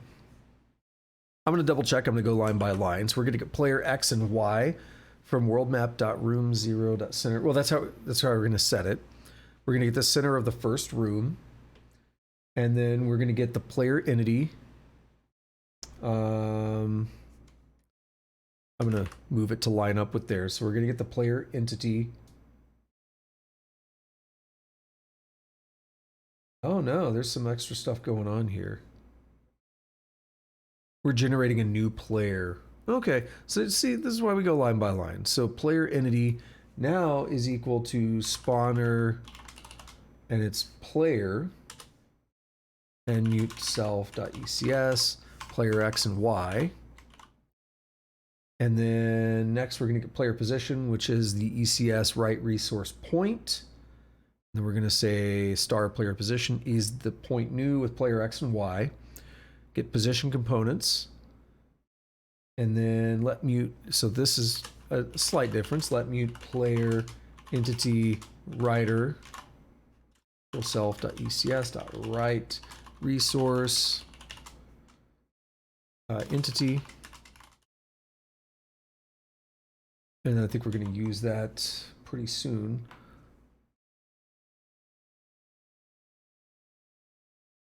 We're going to have to star that. So we say the player entity writer is now the player entity that we generated up here. And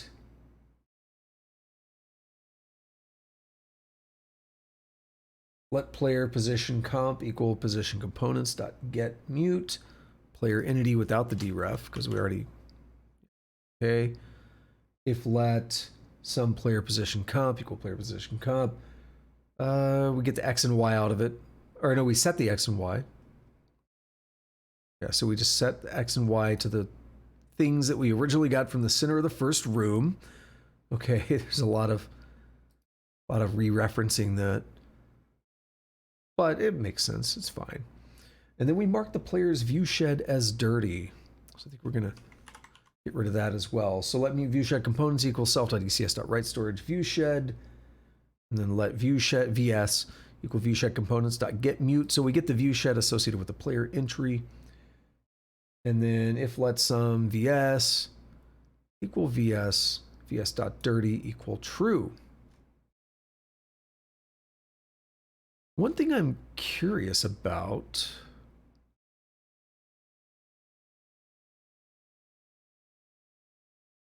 very curious about, does the view shed get made in the map? I can't remember at this point. No, it's spawner player. The view shed is created with the player. Yeah, because it's a component of the player. My bad. So, okay, that's good. I was wondering, like, if we deleted all the components, where's it coming from? But it's coming from that spawner player. So we get a view shed, and that makes sense too, because it's the player, it represents the player's field of vision, right? Field of view. Okay, that's it. I feel like I broke that down fairly well as I went, but let's just quickly go over it. We want to build up a vector of everything we want to delete, which is literally every entity in the game, self.ecs.entities.join. Put them all in the vector, delete them all one at a time. Now we make a new map, so we get the resource map, and we simply call the new map function as part of the map, like as part of the map module. And we give it a depth of 1 because we're starting back at the beginning. And then we clone that, and that's actually what we keep out here that we're going to be using. So we say let world map equal. We basically do all that goodness. Then we spawn things in it. So for each room, we spawn room. Now, I know that sounds weird, but what we're saying when we say spawn room is like actually what we see here, fills a room with stuff. So we're actually putting the monsters and items and stuff in each room. And then we do all this stuff to place the player, which looks like a lot. It's really not that bad. So we get the center of the first room, and that's what we call player X and Y.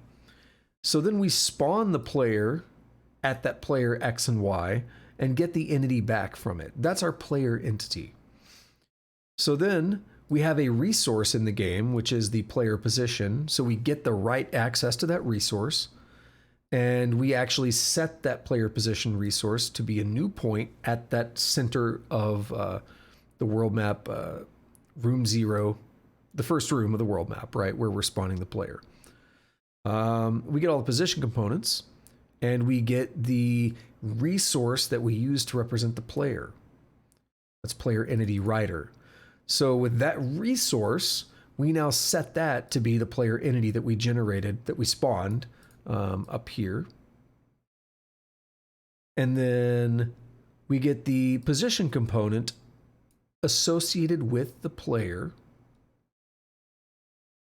And we basically destructure that with an if let and set the X and Y of the position component to be the player X and player Y, which again is just the center of the first room. Again, there's a lot of back and forth here. It's fine, but it can be a little bit much to follow at times. So then we're going to mark the player's visibility as dirty.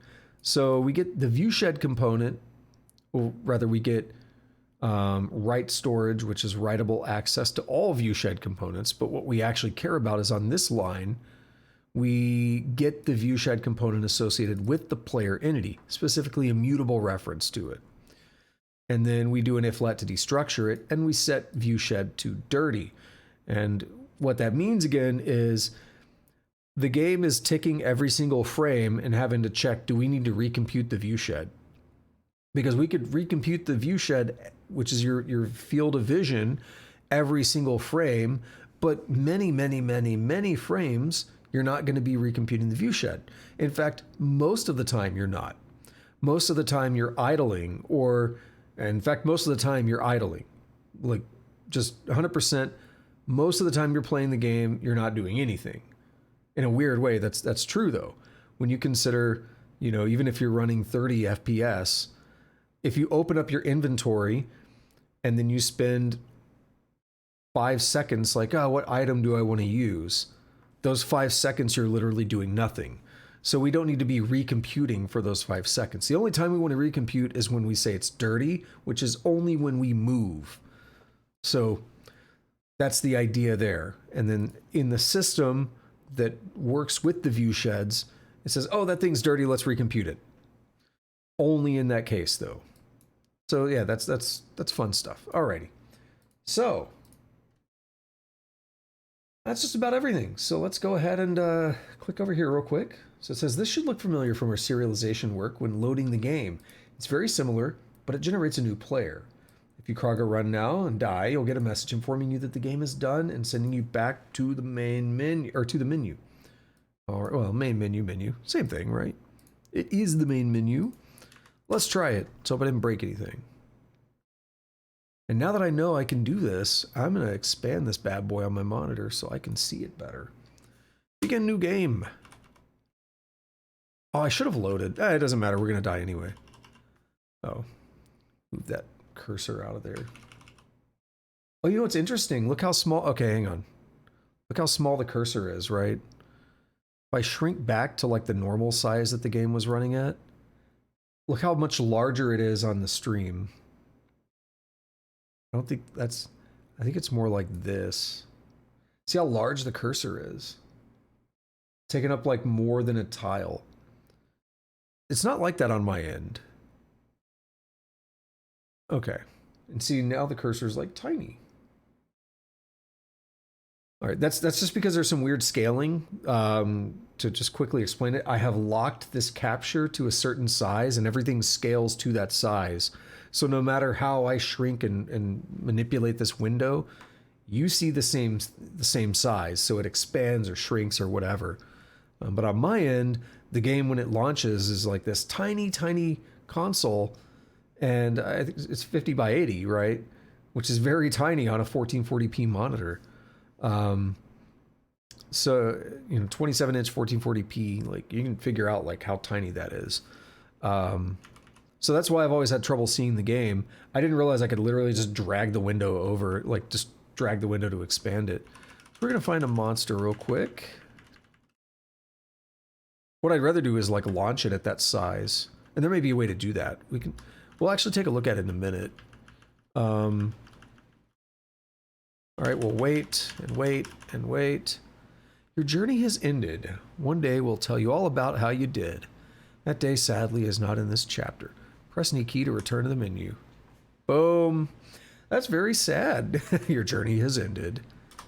Very, just a bittersweet moment, knowing that this is the end of the main tutorial.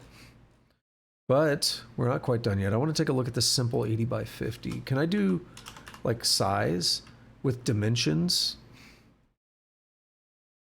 What dimensions is this talking about?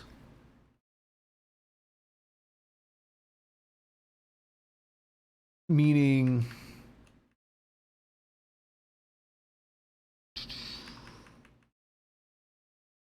simple 80/50 with automatic console resize. Enables changing console size. Enable resize changing console size rather than scaling. Ah! Is there something for scaling? Because I like the scaling. And it's fancy console. Okay, with rotation, all kinds of cool stuff with OpenGL. We could try the dimensions. 1920, 1080.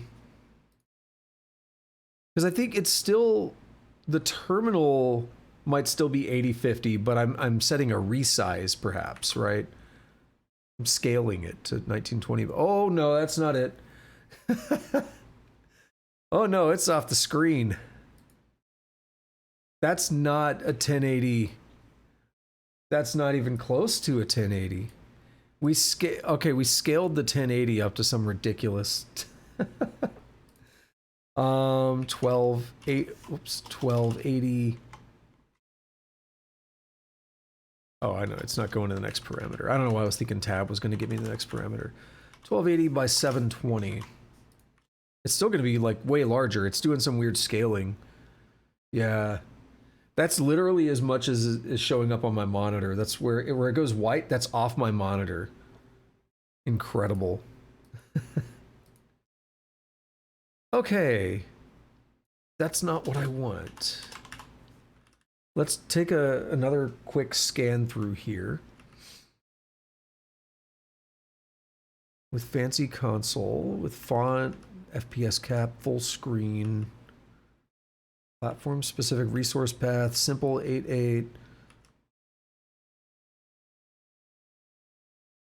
So tile dimensions is something else, right? Tile sizes needed for raw initialization. If you have lots of fonts, okay. Used to override. Okay, if you have lots of fonts, the library will pick one, generally the first to try and determine what dimensions you want to use when figuring out your window size. This is used to override that assumption. It's a great idea to use when using multiple layers and fonts. VSync, and there is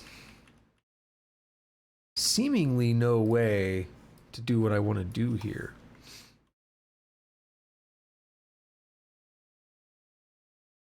Context dot. It may be possible to do here, however. Get scale. Is there set scale?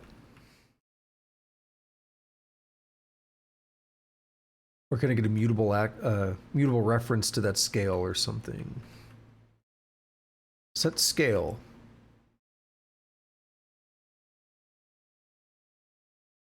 For the current layer. Let's find out. 2.0.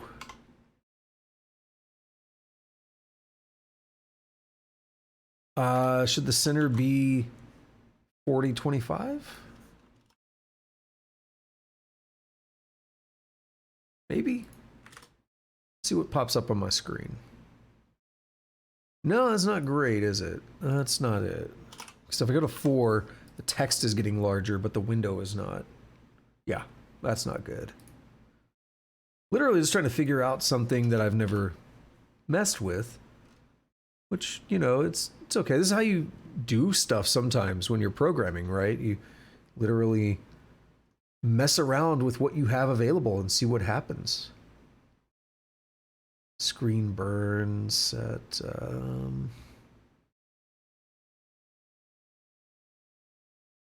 XP file and layer. What is that?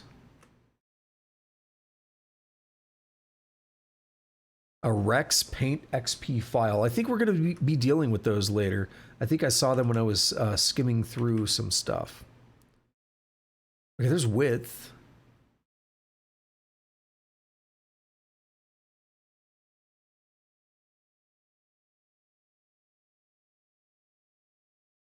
Let's try this. No. Well, I might back off of this for now, but I really would like. That's just a U size. I really would like an option here to default, basically default this into a better size for my monitor. Set offset, set fancy, clipping. We're gonna just scroll through one more time. And then if this isn't good, we'll wrap up because we're just about at the end. I know this is a huge aside, but I'm really happy to know about this because it's been bothering me for a while. And this would make future tutorials go more smoothly if I can get this working.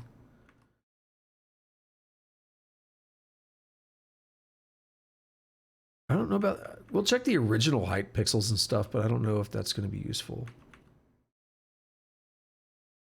Get scale, care size, clipping. Yeah, I'm not seeing it. Okay. Original height pixels equal 1080. Original width is 1920.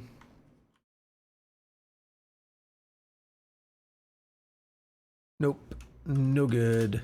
Alrighty. Probably.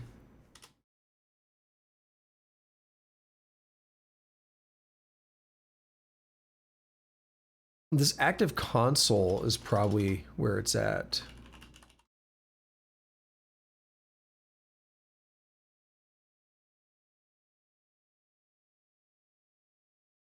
Probably something on the console.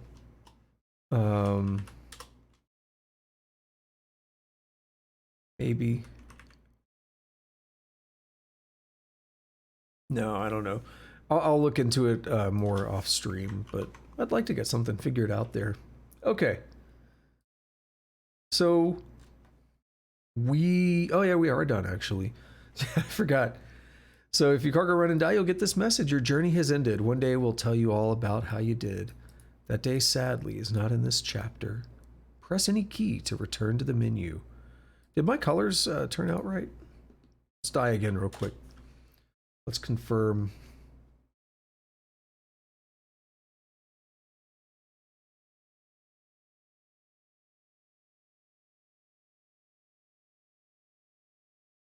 Hello? I'm plundering your dungeon. Oh, I think they did. I got too eager. Hello, I'm once again plundering your dungeon. I say hello. Might anyone like to partake in some tea?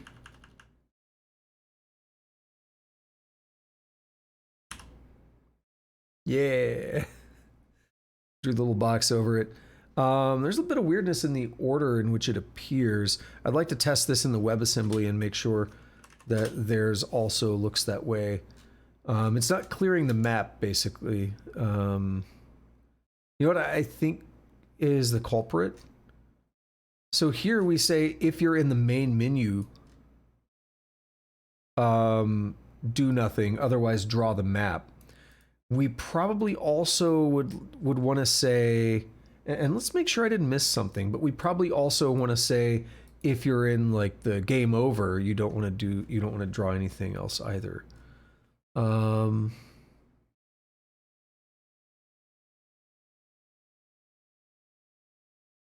I don't see that being done. However, that's probably something that that's probably what you'd want to do. Yeah, I don't see that being done though, but you'd probably add that there as an or clause to the main menu. So run state main menu or run state game over.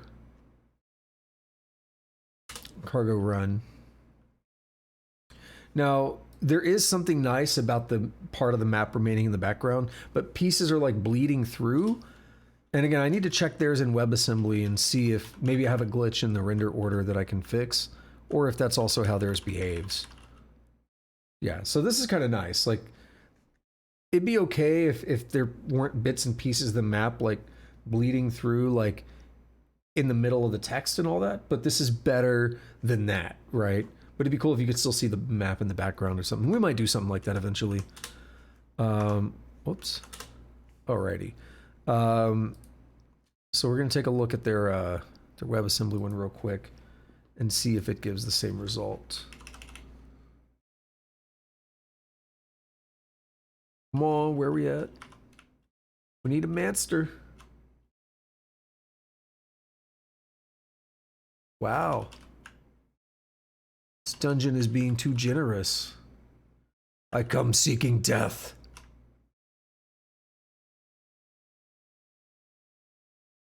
Who will be the one to bring it? Mr. Goblin. Okay, yeah, I'm gonna have to compare side by side. Or they did exactly what I just suggested, but didn't mention it in the tutorial, because I don't see that anywhere. I really don't see it. I mean, I just did a good faith. Let's scroll through one more time for the game over. This is in damage system. This is not where we do that drawing in main. So then in main, we add game over. We'll add it to the state implementation for game over. Unless, no, we'll see. Yeah, so theirs does what mine did, but I don't see them adding what I just did. At least the way I did it. So let's take a look at the source code real quick.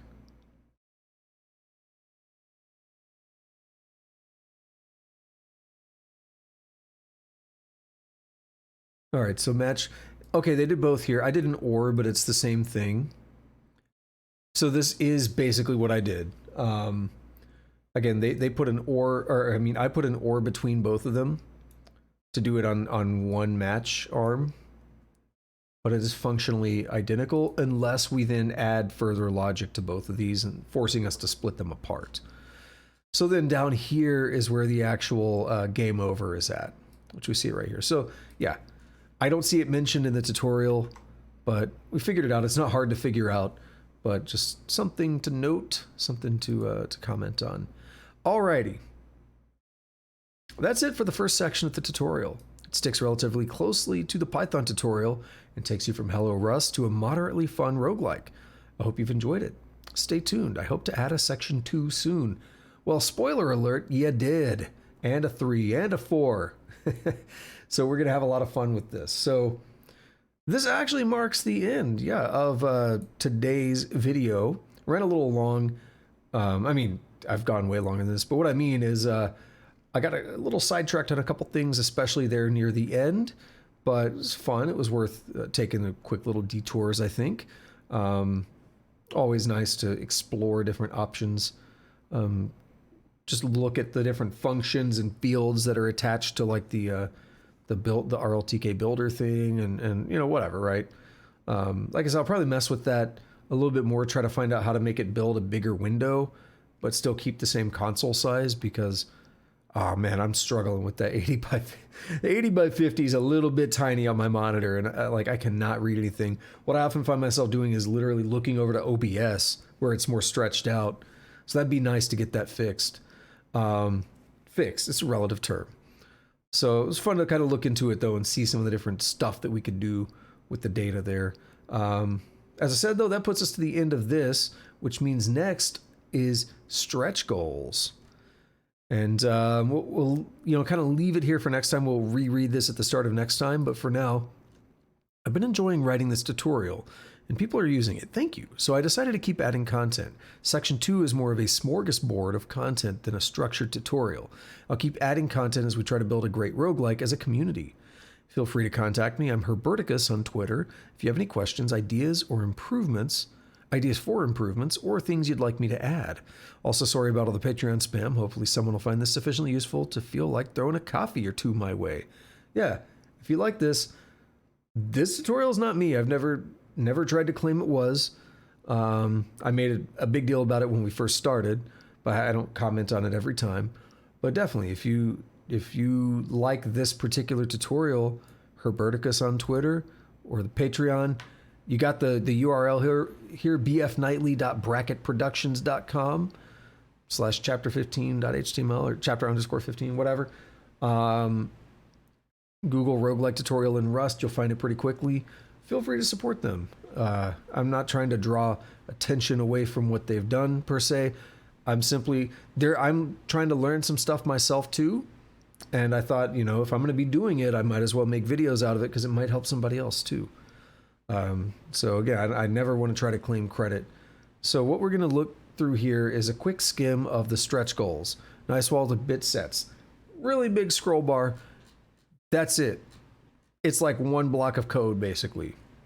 And it's a really easy block of code. It's a match arm. Blood stains. 4 blocks of code. Very quick. Particle effects. This one's a bit longer.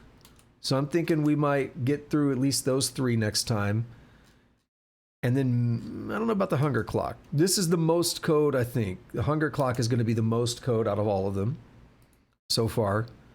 Magic mapping is kind of moderate. Decent amount of code. Rex paint menu, I mentioned I saw that somewhere. That looks cool. We'll take a look at that. A couple lessons from now. A couple tutorials from now. Simple traps. This one's a bit longer too. So what I'm thinking is we'll probably get through Hunger Clock next time. These first will be really quick. Particle effects will be moderate. Then we might see about doing Hunger Clock. And then magic mapping, Rex paint, and simple traps. Yeah, that should be like 2 more sessions to get through these. And then it'll be on to like generating maps, which is going to be more algorithm heavy. So that's where we're at. Cool. That's enough of me rambling. I'm gonna go take a shower and stuff. And I'm gonna go get some rest. I got like 4.5 hours of sleep. I'm feeling great. Alrighty. So thank you anyone who showed up, whether you're lurking, chatting, whatever. I really appreciate it. If you like this kind of content, you want to see more, please consider hitting that follow button. I do these coding streams Monday and Wednesday at about the same time. Fluctuates a little bit. Yo, Eggbeard, good night to you as well. I do these on Monday, Wednesday, about the same time. Fluctuates a little bit based on like going to the office and getting home and stuff. But usually anywhere from 16:30 to 17:30 Central. Every other day I do stream, but those are gameplay streams. And I do 2 of them on Saturday and 2 of them on Sunday. And 1 every other day. So it's there. Check it out if you want. And if you're watching this on YouTube in the future, congrats on being in the future. You can do all the fun YouTube stuff like the like button, kick the subscribe button, and the notification bell. Leave me a comment. I do read my comments. Had a pretty good conversation going on in the comments recently. And yeah, I do try to reply to them, respond to them. Sometimes it takes me a little bit, but yeah, I do get around to it. There's been some pretty interesting stuff going on over there. So I really appreciate all that. And yeah. So I got a comment or a message here in the chat that I'll respond to now before I do the full wrap up. The Eggbeard says, little question before you go. Do I do Python? Not really. I'm not a big fan of Python, to be honest. I can write Python for the most part. I can't write Python anywhere near as well as I can Rust. Like to do almost anything that isn't just basic syntax, like working with a list or you know, doing basic math or like a very simple function or something, I usually have to pull up docs or whatever in Python. And it's not that I haven't, like, I've done it plenty of times, but I just don't retain the information because I don't write very much Python. But I've done some stuff, you know, both personally and professionally in Python. I did something at my last job in Python was, without going too much into detail about the nature of the work and all that, imagine you have a bunch of latitude and longitude coordinates, well, lat-long coordinates. We want to be able to take all of those and shift them from one place to another on the planet. And we also want to maybe be able to flip them east-west or flip them north-south or both. So that's harder than it sounds. So basically, I did this in Python because that's what I was asked to do at work. But what that entails is you basically have to generate a transformation matrix and rotate the Earth under the coordinates, kind of. It's weird to say it like that, but here's the full process because it's just an interesting thing. And again, I did this in Python, so I can like write Python. I just don't like Python. I don't like interpreted languages. Yeah, it's just not my thing. But here's what I did. I took all the coordinates and I calculate the center point of them. And I use that as the from location. We're shifting from there. And the user says where they want to shift it to. So the user provides that. And then what we do is we generate a transformation matrix from and to, right? So then anything you feed into that matrix, it's basically being transformed to that to coordinate, at least relative to that to coordinate. So again, sounds easier than it is, because what you actually need to really do to maintain accuracy when you're talking about coordinates and stuff like that is lat long has some oddities associated with it. There's another format called WGS84 that is used by like GPS and stuff. And it basically takes an ellipsoid that defines the Earth, and it's more accurate than lat long, basically. It takes this ellipsoid, and the center of it is what all positions are defined relative to. So you actually have like X, Y, and Z components that define your location compared to the center of the ellipsoid, which describes the Earth. That's WGS84 coordinates. Again, that's what like GPS and stuff uses. So you convert lat long to that, which is a bunch of weird calculations and stuff. Then you do that transformation matrix to shift the coordinates to the to location, and then you convert them back to lat long. And what's cool is, you know, it's like originally, if your coordinate was like, you know, 4 kilometers to the west of the center point, it's still going to be 4 kilometers west of the new center point. Like you retain that same relative position. That's cool stuff. It's actually a pretty fun little project. Again, that was at my last job, so that was all Python. Although I did do some prototyping in Rust because the project was supposed to be in Python, but I was like, dude, there's some weird numbers and stuff going on here. I've got like, there's some weird edge cases when you're like, flipping coordinates was another thing I didn't really get into there, but when you're like flipping coordinates, if you're near poles and stuff, things get really bizarre. I'm like, I'm gonna write this in Rust and have like some test cases and everything, and then I'll convert it to Python. I'll just rewrite it in Python once I have the code. But yeah, that's a long-winded answer to say, I mean, I can write Python, but I don't really like to. Um, when I'm working on personal code, it is all Rust at this point, without exception. I like even a directory crawler. I can write it more quickly in Rust than I can in Python at this point. Like even just like open directories and look for files or rename files or something. I do that quicker in Rust at this point. So that's why I do that. And I, again, I don't like interpreted languages and stuff. They bother me. They make me uncomfortable. Alrighty. Like I said, it's a long-winded answer to a short question. But yeah, that's about it. So I've already done the outro. I don't think there's anything else I was going to add. Stream, did YouTube, like, and all that stuff. Twitch, follow, all that good stuff. Not a problem. Thank you for the question. I don't definitely appreciate it. I don't mind sticking around to answer a question like that. So I think that's about it. So until next time, have a good day, have a good night, whatever it is, wherever you're at. Take it easy.